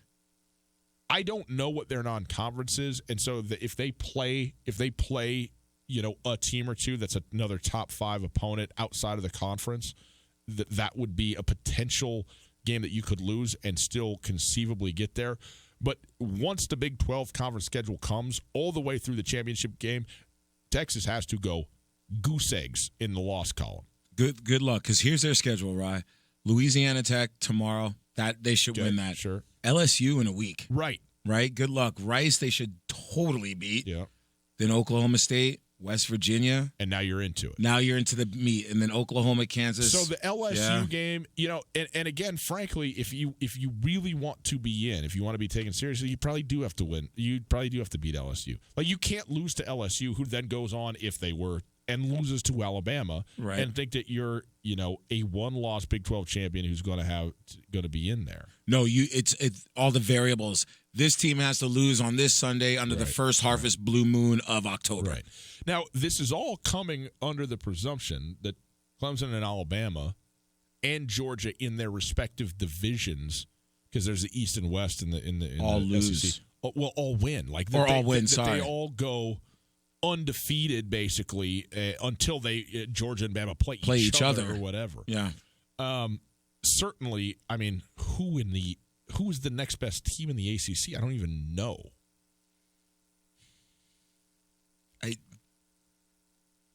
Nobody.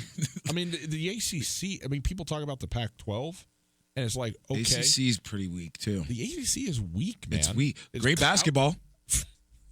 The best. But yeah, outside of Clemson, it's nobody. What are you going to? There's nothing there. Duke, North Carolina State. Yeah, the Wolfpack ain't. I mean, because not barking. Miami was okay against Florida, but that's it. I mean, that's it. And I don't even know if there's another ACC team that's even ranked in the top 25. I'm looking now. I don't see anybody. No, everything's it's all Pac-10, Big 10, Big 12, SEC. Okay, so then tell me this. Yep. Of the top 11, we'll throw Oregon in there. Okay. What team do you like to fill that fourth spot if indeed it is Alabama, Clemson, and Georgia in the top three? My three, and we talked about this. It's hard to narrow down for all the variables. Oregon, Ohio State could sneak in. Sure. And I kind of like LSU. I'm waiting for LSU to bounce back. They really haven't bounced back from getting smacked in the mouth 8 years ago. But now, so that also though says you don't like Oklahoma. I don't like Oklahoma.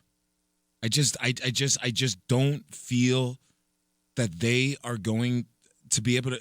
They're a good program. Don't get me wrong. I just feel like this is the year for them not to be there. Yeah. Sorry, man. I think Oklahoma's susceptible. I think Ohio State is not going to be there. I'm okay with that. I also just don't think that 3 SEC teams are getting in, because I would pick LSU. I would. I like them, but mathematically, I just can't. You can't do it. So then it comes down to like possibly Michigan or Florida. And here's the thing: is Michigan, if they were there, they get through it all and they beat Ohio State, they're going to be a sexy name, man. Everybody's going to want to see the maize and blue and John Harbaugh running and his khakis and that ugly hat. Yeah. Jim Harbaugh. One of them should just be named Cal so that I can know, because they're both J's and I get. I know it. Jim and John. It's horrible. It's horrible. Okay. Well, I can't complain. All my brothers and I have the same first 2 letters of our name. Is that right? R-A? R-A. Yep. Not for rheumatoid arthritis. Yeah. Gotcha. But you're not all doing the same profession, you know? Thank God. Because one of my brothers could not be a guidance counselor. He'd be messing kids up left and right. It's Tutel Nuanez, 102.9 ESPN Radio. Regime Seabrook sitting in for Coulter, who's on the road to Dave Matthews over there at the Gorge right now. Good times. Wish him the best. Hope that it's not blowing the stage over out there right now. I'm sure it's fine. Okay. Quick break. We'll come back. Dane Oliver, the head coach of the Sentinel Spartans, our Opportunity Bank Coach's Corner. Interview with him right after this. For 20 years, the Missoula Osprey have brought Missoula a fan-friendly experience in one of the most beautiful summer settings in America, and the baseball has been top-notch as well. ESPN Missoula is happy to be the exclusive radio carrier of the Missoula Osprey once again this summer. Tune in to 102.9 FM to hear every single Osprey game as the Birds chase another Pioneer League title. The Missoula Osprey broadcasts are brought to you in part by Widmer Brothers Brewing, Diversified Construction and Materials, Mission Paint, and Selway Armory. Canyon River Golf Club is a must for any golfer in western Montana. Tucked away in a spectacular setting along the Clark Fork River in East Missoula, Canyon River offers one of Montana's best championship golf experiences. And Canyon River is happy to announce their new fleet of golf carts, which include the Shark Experience, an interactive GPS giving dynamic distances and touchscreen interaction to help you play your best. Plus, with Bluetooth, radio, and surround sound, you can enjoy yourself between holes too. Book online at CanyonRiverGolfClub.com. Missoula's best golf, Canyon River. Alpine Touch has been part of the fabric of Montana for more than 60 years. Decades ago, Russell Street started selling his Touch of Magic in whitefish. Years later, Alpine Touch's all-purpose seasoning remains a favorite. It's tailgating season, and there's no better way to spice up your grill before a Grizz game than with Alpine Touch. Go to alpinetouch.com now and use the checkout code ESPN10 for a 10% discount on your order. Alpine Touch is here to keep your mouth watering all football season. Alpine Touch, Montana's special spice.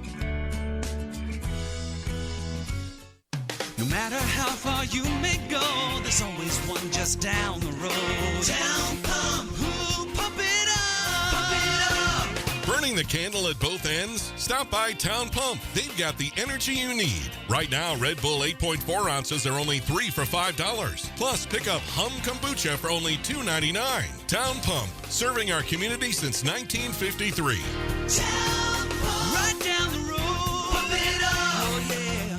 Hey everybody, Ryan Tutel, and I'm here with Josh of the Advocates Injury Law Firm. Josh, there's a lot of lawyers in this area. What makes you different? At the Advocates, we primarily focus on injury cases. That gives us the experience and the knowledge to correctly evaluate your case and work with insurance companies and other attorneys so you get exactly what you deserve to make you whole again. We take really good care of our clients, and we're going to fight for every single dollar you deserve. Call 640-4444 or online at montanaadvocates.com. There are a lot of lawyers. You deserve an advocate. What do you get when you mix every NFL preseason game, cold beer, and the best wings in Missoula? The Desperado Sports Tavern. The Desperado is Missoula's premier Southside sports tavern. With 32 HD TVs, there's not a chance you'll miss a second of every NFL preseason game. It's time to start watching your favorite players and building your fantasy team at the Desperado. That's cold beer, NFL preseason, the best wings in Missoula, and you at the Desperado Sports Tavern, located on Russell, across from the Y. ESPN Missoula Sports Center. Good afternoon, Ryan Tutel, Colton Nuanez, 102.9 ESPN Sports Center. The college football season got into full swing across the country last night with a slate of games that included two Big Sky Conference teams in action. Northern Arizona held on for a 37-23 win over Missouri State in the first game of the Big Sky Missouri Valley Challenge. Case Cookus threw for 290 yards and 2 scores in the first game of the Chris Ball era for the Jacks. Also, Northern Colorado fell at San Jose State 35-18. The rest of the Big Sky opens the regular season tomorrow. Of the 10 games on the Big Sky docket, 7 will be played against FBS opponents, and 5 of those against teams from a Power 5 conference, including Montana State, who kicks off against Big 12 foe Texas Tech. This will be the second all-time meeting between the Cats and Red Raiders. The first was a 35-0 victory for Texas Tech in 1938. The good old 30s. This game can be seen on Fox Sports Southwest and streams on the Fox Sports Go, kickoff at 2 p.m. Weather will not be an issue for the University of Montana. It's supposed to be 94 in Lubbock, by the way. The Grizz playing the Dakota Dome against the University of South Dakota. Montana head coach Bobby Houghton begins his 14th season, his 9th as the head coach at the UM. Montana is 12-6 against South Dakota all time, including wins in the last 5 matchups dating back to 1975. Most recently, a 28-20 victory in 2014. That game is at 1. This ESPN Missoula Sports Center is brought to you by Aspen Sound.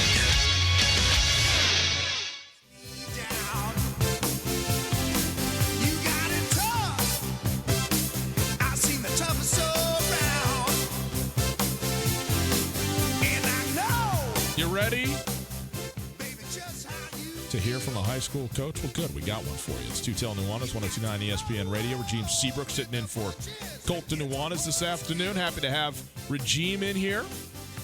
We're broadcasting live from the Kurtz Polaris studios. Kurtz Polaris is at 2904 West Broadway in Missoula, Highway 83 in Sealy, online at kurtzpolaris.com. If you want to listen live, you're not in the market, you're cruising around, out of town, whatever it is, listen on the stream.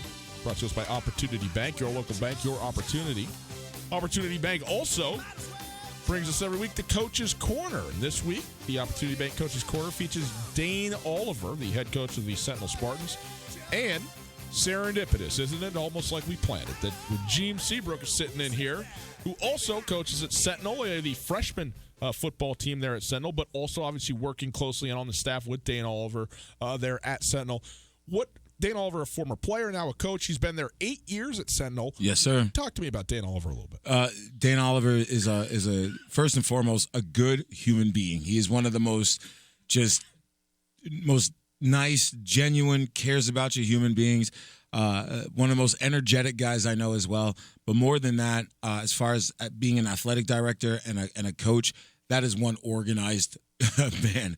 I have never seen I was very envious of his desk. Oh, yeah. Very meticulous, methodical, organized, thought out, eventualities. Like, he is just, it almost scares me how organized he is.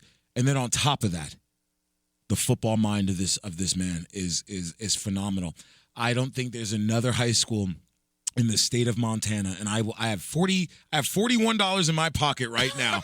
I would bet that $41. You got me by 40. Hey, man, you could still get something off $1, man. There you go. I would bet that no other high school, regardless of level, in this great state known as the 406, has as many plays in the playbook as Dane Oliver has these kids.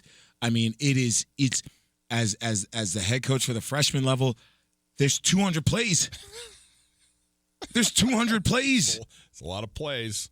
But you know what? That's also a lot of preparation. Yeah. That's a lot of thought. That's a lot of outfoxing coaches. That's a lot of game film that Dane has watched to come up with this offense. And then the defense is, Kalen Anderson is just lights out. Yeah. But no, Dane is what you want running a high school program. I don't care if it's in Montana, Minnesota, or New Mexico. He's the man.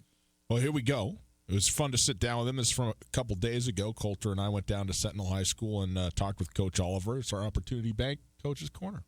Here at Sentinel High School with Sentinel head football coach Dane Oliver. Coach, thanks so much for having us down. I appreciate you guys coming in. You are in it now, my friend. We're about 9 days in. You are in game week officially. First game against Great Falls Friday. What's it like for you just from an emotional standpoint, just like getting back into being in football and in coaching mode again? Well, it started in June. Number one, with high school football anymore, so you're kind of in that mode. Now you add the teaching aspect to it, or like the work duty, so it's not all football all the time is kind of where we're at today. What's exciting, I believe this is year 8 for me, head coach, so I feel more relaxed. There's nothing really well, I shouldn't. You're used to things just happening when you deal with 17, 18-year-old boys, whether that's just injuries or just life. So you learn to roll with it, and you're going to be fine. We're going to play this Friday. Feel good about where we're at as a team. Kids are working their tails off. Coaches are too. And so you just kind of are more like, what's going to happen is going to happen. You've lost, obviously, a couple of great players who graduated this past season who are playing Division I football now, but you also gain a kid who is very, very widely regarded as a great player in Jackson Lee. But this will be his first time playing 11-man. Is there going to be an adjustment for him, or what do you how does that go? How do you try and work him into what is a different new game to a certain extent? Well, you just get the ball in his hands and you let him go. Is number one what you do. So nothing is the answer. Okay, that's fine. I get it. It reminds me of Elias. You don't want to overcoach great players. You find your spots. Like, hey, run north and south. Talk to him a little bit about the speed at AA. Might be a little different. I don't know. I've not been at that lower level, so bouncing everything to the sideline might not work as well as it did. But that field's also smaller. So, yeah, just finding that balance as a coach. Think about Jackson. He's got a great blend of humility and confidence, which is very rare, I think. And so just his attributes off the field is what I've really enjoyed watching. We'll get to Jackson, a little bit more about him in a second, but Ryan and I were talking yesterday on the show about how football, more than any other sport, almost always your season is going to end with some sort of disheartening loss. And you're always going to have a bitter taste in your mouth no matter what, unless you are the national champion or the state champion. But so often that loss can be the motivating factor. You guys had so many close losses a year ago. Do you feel like that is an influential factor for your kids coming into this year?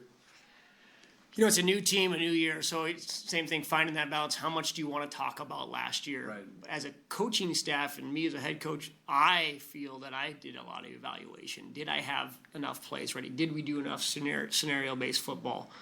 Did we empower the kids to make plays in those big moments? And how do you implement that? So I feel like the reflection's more on the coaching staff than the kids. We're kind of done talking about losing those close games last year, and it's like a new year, and we put some things in place to hopefully to win those close games. But and the bottom line is, the kids got to make plays, right? We got to put them in the spot. We got to prepare them, but those kids got to embrace those situations. So that's what we've been talking about. Last year, Rylan Ort, Elias DeWaters, Jace DeWalt, those guys were all kind of playing to continue to get recruited. They hadn't actually made their decision yet. Jackson Lee makes his decision this summer right after he transferred here to Missoula Sentinel. So do you feel like there's a little sense of relief for him that he kind of has his future decided going to the Grizzlies? It's a good question. I haven't. He's honestly such a confident, calm kid. Right. I maybe look back on my prior experience. I know it was a stressor for Mitch Robert. I remember after game one, he's like, "Coach, I want to get this done." Well, let's make a decision. You need to make a decision, because he wasn't playing with that ease. So I've always seen that ease in Jackson. It just depends on the kid and the situation. I think it's nice for a kid to know, and his family, and play. Now that comes with extra pressure. So, it's new territory for me. I've not seen him perform in a game yet, but we got a lot of good players. That's going to be a great supporting cast for him. Dan Oliver, head coach of the Missoula Sentinel Spartans, going into his 8th season as the head football coach at Sentinel. What have you learned by being a head high school coach? I mean, you played ball, you played college ball, you know the game, but what as you've been in this now for a while, is a thing to you that it kind of brings you back? Maybe a shift for me a few years ago is like, you ask yourself, why do you coach? And is it to design plays and X's and O's, or is it got to be about the kids and helping them develop? It's a very impressionable time in their life. And for me, I love the X's and O's aspect of it, but it's got to be about the kids and mentoring them and helping them develop and developing those life skills. And I believe so much in the self-discipline that comes from football that I really work hard on that aspect of it. And so that's what takes me back. I think back to my own high school playing career, and like you don't really think about the plays. You think about the coaches that impact you and the friends you have from it. So we spent a lot of time on that, to be honest. We spent a lot of time on that. We've talked about Jackson Lee, but there's all sorts of other guys Yes, that are sir. sure to contribute for you guys this fall. So tell us just about some of the other standouts on this roster. Maybe guys have risen to leadership roles here the last couple weeks during fall camp. Yeah, look at our captains this year. Brandon Spencer's a returning starter. He's going to play both ways. He's a center. He's a big kid. He's he went out for wrestling last year. Just couldn't get his weight down, but I was really proud of him for going out for it, giving that a shot. And then he was a shot put discus kid, kind of leader in the middle. Another kid, Caden Paulson, didn't get a lot of time last year, but Caden had an older brother that played here. His dad, BJ, is a Spartan, so he's kind of a Spartan legacy kid. And just his leadership on and off the field, a smart kid. He plays safety. He plays slot receiver. He's special teams captain, so he's kind of a do-everything kid. And he has the toughness you look for in a football player. And then the other captain was a junior. Gino Leonard was voted as a captain. Gino's, people may recognize the name, but his grandpa, Gene Leonard, was a Spartan coach, Grizz coach. So just loves football. I mean, would do it all day, every day. And so those are the guys that have done an amazing job. Preston Jones is a returning starter for us, played both ways. We are inexperienced. There's no doubt about it. We have a lot of kids there. First game is going to be Friday night. But I've been so pleased with the preparation and the work ethic they've done. It's been a great year in that aspect. So I'm excited, like everybody else is, to see what happens with so many kids stepping on the field for the first time. Obviously, football at any level, people want to know what's going to go on with the quarterback, Yep. and especially when Rylan Ort now goes over to Bozeman, and obviously an outstanding quarterback that he was for you. I know you got a couple of kids coming in that they're probably both going to see time, Yep. but having such a strong offensive line and the transfer Jackson Lee maybe takes a little pressure off of them in a lot of ways as well, right? Absolutely. Two great kids in Dayton Bay, and Zach Cruz could been very pleased with their progress and how they support each other. And I told them this yesterday. The competition really is everything. It really is. And when you have to compete for something, it makes you better. And those guys have competed in a healthy way where if one guy makes a great play, they're celebrating their success. So, we've got, I'm not going to give away our cards here, but, two amazing kids that they're both going to be major contributors this year. Great Falls High, Friday night, Mark Sampson has done a good job kind of rebuilding that program. They had a good year last year, but they're kind of rebuilding too with Blake Thielen now playing for the Cats. So what's the scout on Great Falls High? What do you expect from your kids, and what do you expect from the game on Friday? Yeah, I think all AA lost so many quarterbacks. I mean, they really did. So everybody's going through the same thing for the most part. And Coach Sampson, 37 years in this business, he knows what he's doing. We're not going to surprise him with anything. And so you just see a well-coached team. Rob Schulte calls the plays. I know Rob well, and so as a receiver, you're always thinking, Rob, you're never going to run the ball. But he's I see a team that's just well-coached. I really like their quarterback. He's got a nice little whip on him. The running back's a solid player. One of my favorite kids, last name Torgerson. I think he's only a sophomore. Could be a junior this year. Hey, you hope he's a junior. Yeah, I hope year. he's a junior. Yeah, and he's just kind of a short slot corner. He's a feisty kid. I've seen him play basketball. So I've always enjoyed watching Great Falls High play, whether that's football or basketball. They just compete. They compete really well, and so that's what you're going to get. It's not easy to go to Great Falls and win. That's a beautiful stadium on a Friday night in August. It's exciting. Does it get better than the Friday night to walk out there with your guys and just stand there and coach a football game with these high school kids playing? Well, you only get 10 of them guaranteed, so you better enjoy it. And that's what I'm saying is finding that balance between you have to learn to enjoy the other stuff that goes along with being a head coach, but it's kind of it's the reward. It's fun. If you're any sort of competitor, then the kind of the emotions you feel on a game night, it's hard to recreate that in your life. It really is. And so you sound like a glory hound searching for that, but I just like competition. If I wasn't coaching, I'd have to find something else to do. It's what gets most coaches going. So the nervousness, the emotions, it's all fun. And the big calls and the kids, highs and lows, it's what it's about. It's the crowd. It's the drum roll. It's everything. Everything associated with football. Well, when you retire, lawn darts at my house. Okay, we'll recreate the competition. Yeah. Dane, thanks so much. Appreciate it. You having me here.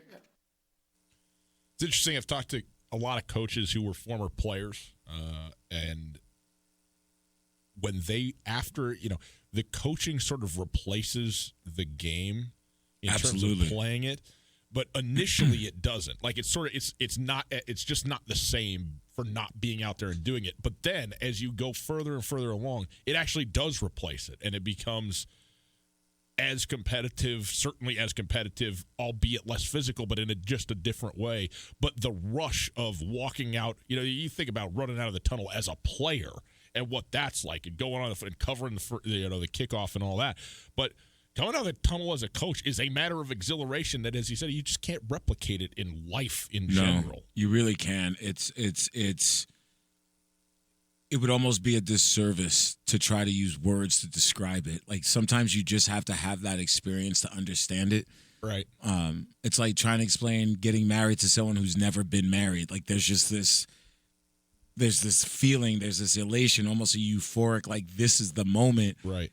Same thing with sports. Like, you have those moments, and it's just so hard to describe. You have to be in that moment when, whether it's 3,000 or 30,000 cheering your team or your name in particular, it's just something almost gladiatorial about it. Yeah. And it's just, I like what Dane said. It's an amazing feeling.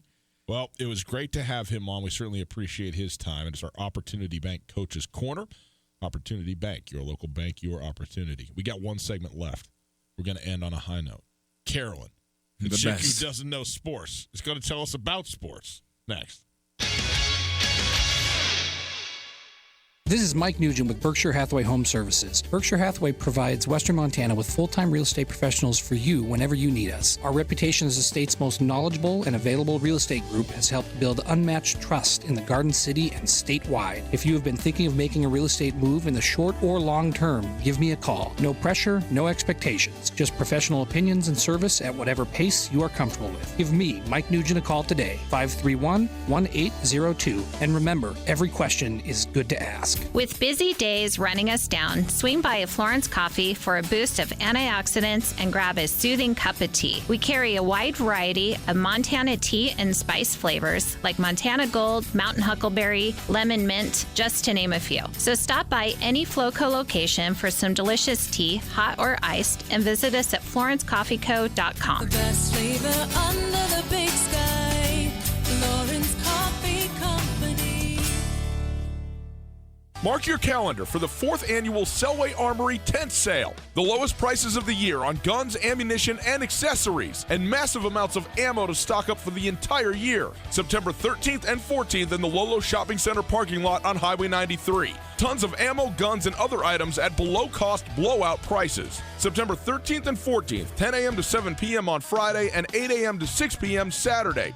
The 4th annual Selway Armory tent sale at the Lolo Shopping Center, Highway 93. The Polaris factory authorized clearance is here. The world's best-selling off-road lineup is priced to move with financing as low as 3.99% and rebates up to $3,500. Live life wide open in a high-performance RZR. Tackle anything from mountains to mud holes on a legendary Sportsman ATV. Get more done with a hard-working Ranger or take on any task or trail in a versatile Polaris General. The best deals of the year are happening now. See Polaris.com or your Polaris dealer for rebates up to $3,500 and financing as low as 3.99% APR for 36 months during the Polaris factory authorized clearance. Kurtz Polaris at 2904 West Broadway in Missoula and Highway 83 in Sealy. Kurtz Polaris is now showcasing all of the new 2020 Polaris off-road vehicles to be the first to get a great deal on brand new state-of-the-art Polaris vehicles at Kurtz Polaris. Online at KurtzPolaris.com. Rebates valid in U.S. through 9/30/19 on new 2015 through 2019 vehicles. Financing offer valid on 2015s through 2020s. Subject to credit approval. Offers vary by model. See dealer for details. Always wear a helmet. Never drink and ride. Hey, Tutel Nuanez here. Can't tell you how many times we've heard the face for radio joke since we came on SWX television, but it's been a fun endeavor so far. And now our esteemed producer Tommy is pushing the envelope even further. We got our own YouTube channel. That's right. If you want to watch us every day from your computer, your tablet, your cell phone, you can check out Tutel Nuanez on YouTube. Tutel Nuanez live every weekday from 4 to 6 in the afternoons on 102.9 ESPN Radio for Missoula, SWX Montana statewide, and now around the planet Earth on YouTube. Tutel and Nuanez. Listen to the podcast on the TuneIn Radio app or on iTunes, 1029ESPN.com.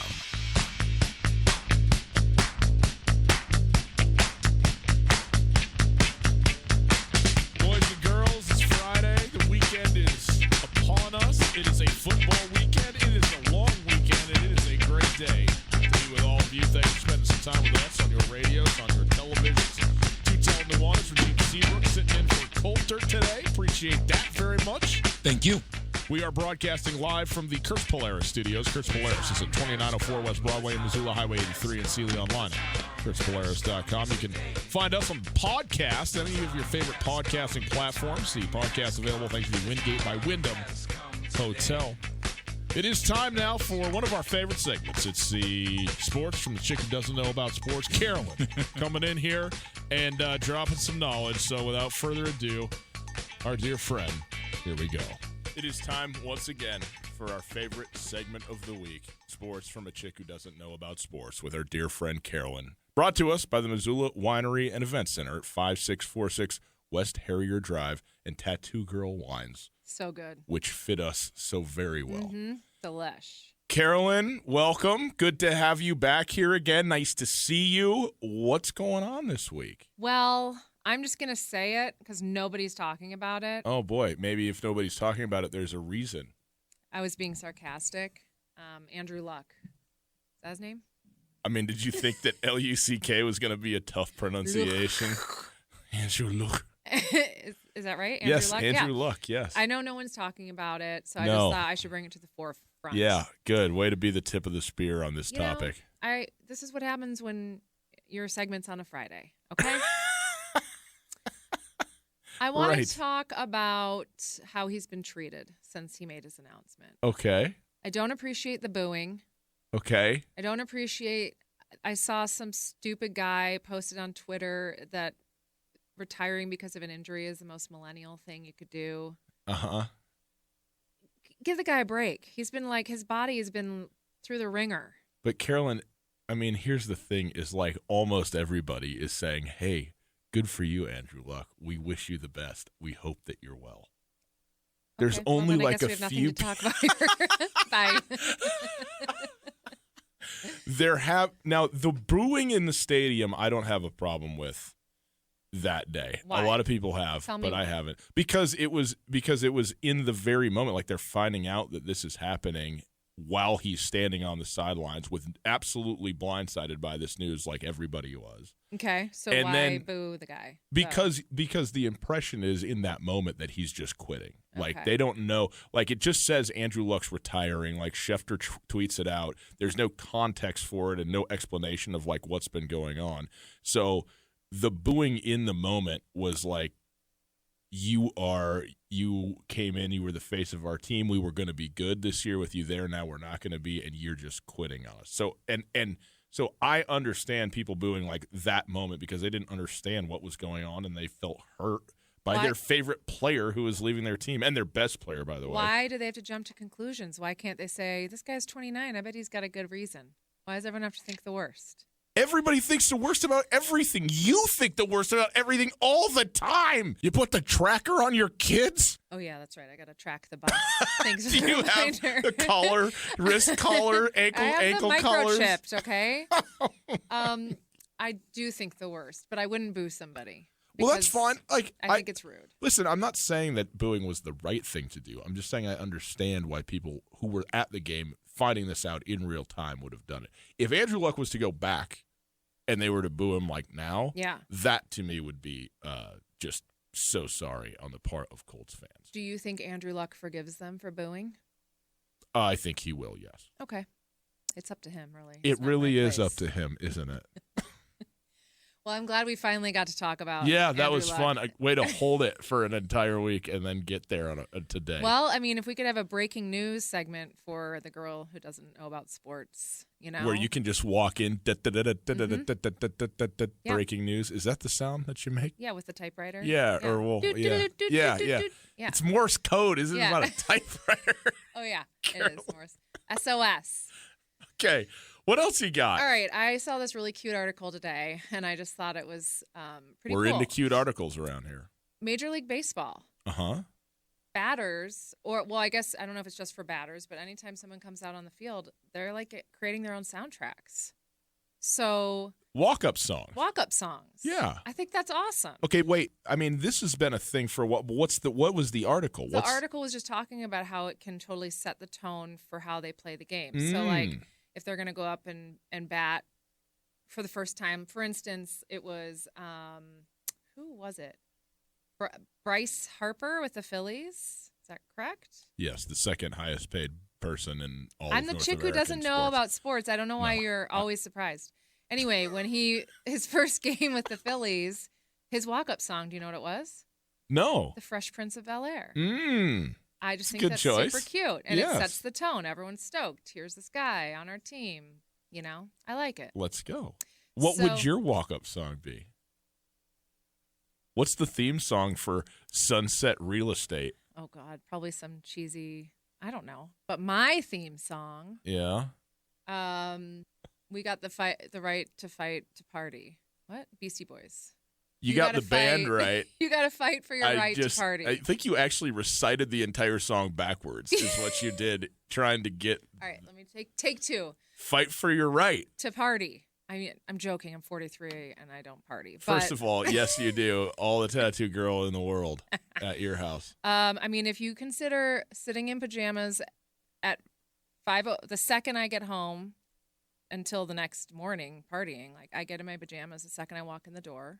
You think there's anything other than that I would ever want than to just go home straight to PJs and Right. just I done. mean, that's a party to me. 100%. So, yeah.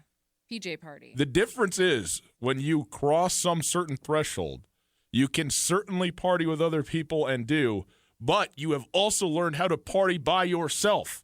Now, I'm not advocating, drinking alone, excessively alone. But I am saying that it is okay to just be by yourself and, in fact, very enjoyable and very much a party. It is very much a party, especially when you got selling sunset. Right, on. yeah, yes. But they're saying these walk-up songs have become like super, like really important to the game for the players. They And have. I think that's super cool. And for the people, and you're like, oh, I wonder what this guy's music is going to be. Joe Kelly with the Red Sox. Okay. His he had a bunch this year, Mhm. and then he did Lizzo's "Truth Hurts" for the last few games, and apparently he's on a tear. He's on a tear, and he's got the attention of the female fans. Okay. Because they are like he's down. He's down. He's down. He's into it. Yeah. Lizzo. So, what's your walk-up song? I don't know. It's hard to beat Lizzo right now. Yeah.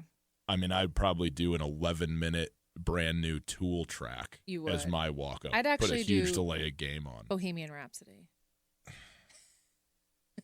Now, I know that I'm in the minority on this, okay, and I realize that everybody is going, but I hate Bohemian Rhapsody. What? Hate it. Wow. I like Freddie Mercury. I like Queen. Like I don't even know if I do actually. I don't really like Queen that much, but I understand what they accomplished and the thing.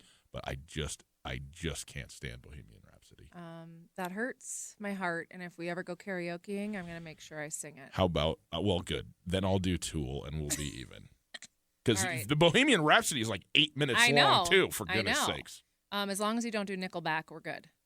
that will not be a problem. Okay, then, and I hope. What no you know? What I'll baseball actually players. probably do is "Truth Hurts" by Lizzo because that is on repeat in my household. Is it? Oh, the kids You're are into 100% it. Tina's that into it. Oh yeah. Yeah, it's a good 100%. one. It's a good one. I think that would be a great walk-up song. New man on the Green Bay Packers. It's hard to rhyme that with your actual team that you want. I don't want the Right. Vikings in there. I could help you. I'm quite the lyricist. Anything else? No. Kevin Durant has a new girlfriend. He was spotted on a yacht with a bunch of chicks. Did he have an old girlfriend? I don't know. He's having a hot girl summer. That's a thing, apparently. Trying to heal up that Achilles. Huh? See? You do know. I read that. Carolyn is our chick who doesn't know sports. She joins us every single Friday, and once again, you've done an outstanding job. Carolyn, Thanks. Thank you so much. Thank you. Go. Carolyn, the chick who doesn't know about sports. Great. Appreciate that. Brought to us by the Missoula Winery and Event Center.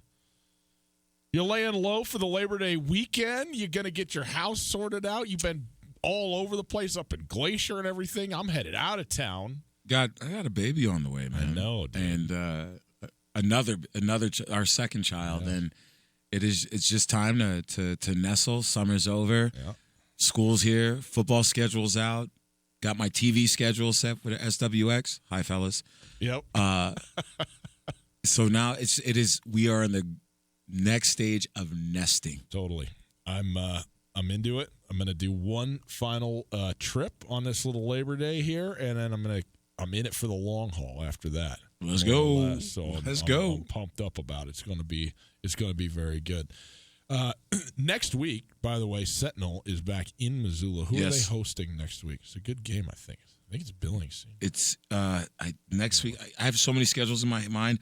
You do. I want to say Big Sky, but I could be wrong about that. It'd take me 2 seconds to look it up. No, we got all next week. All right.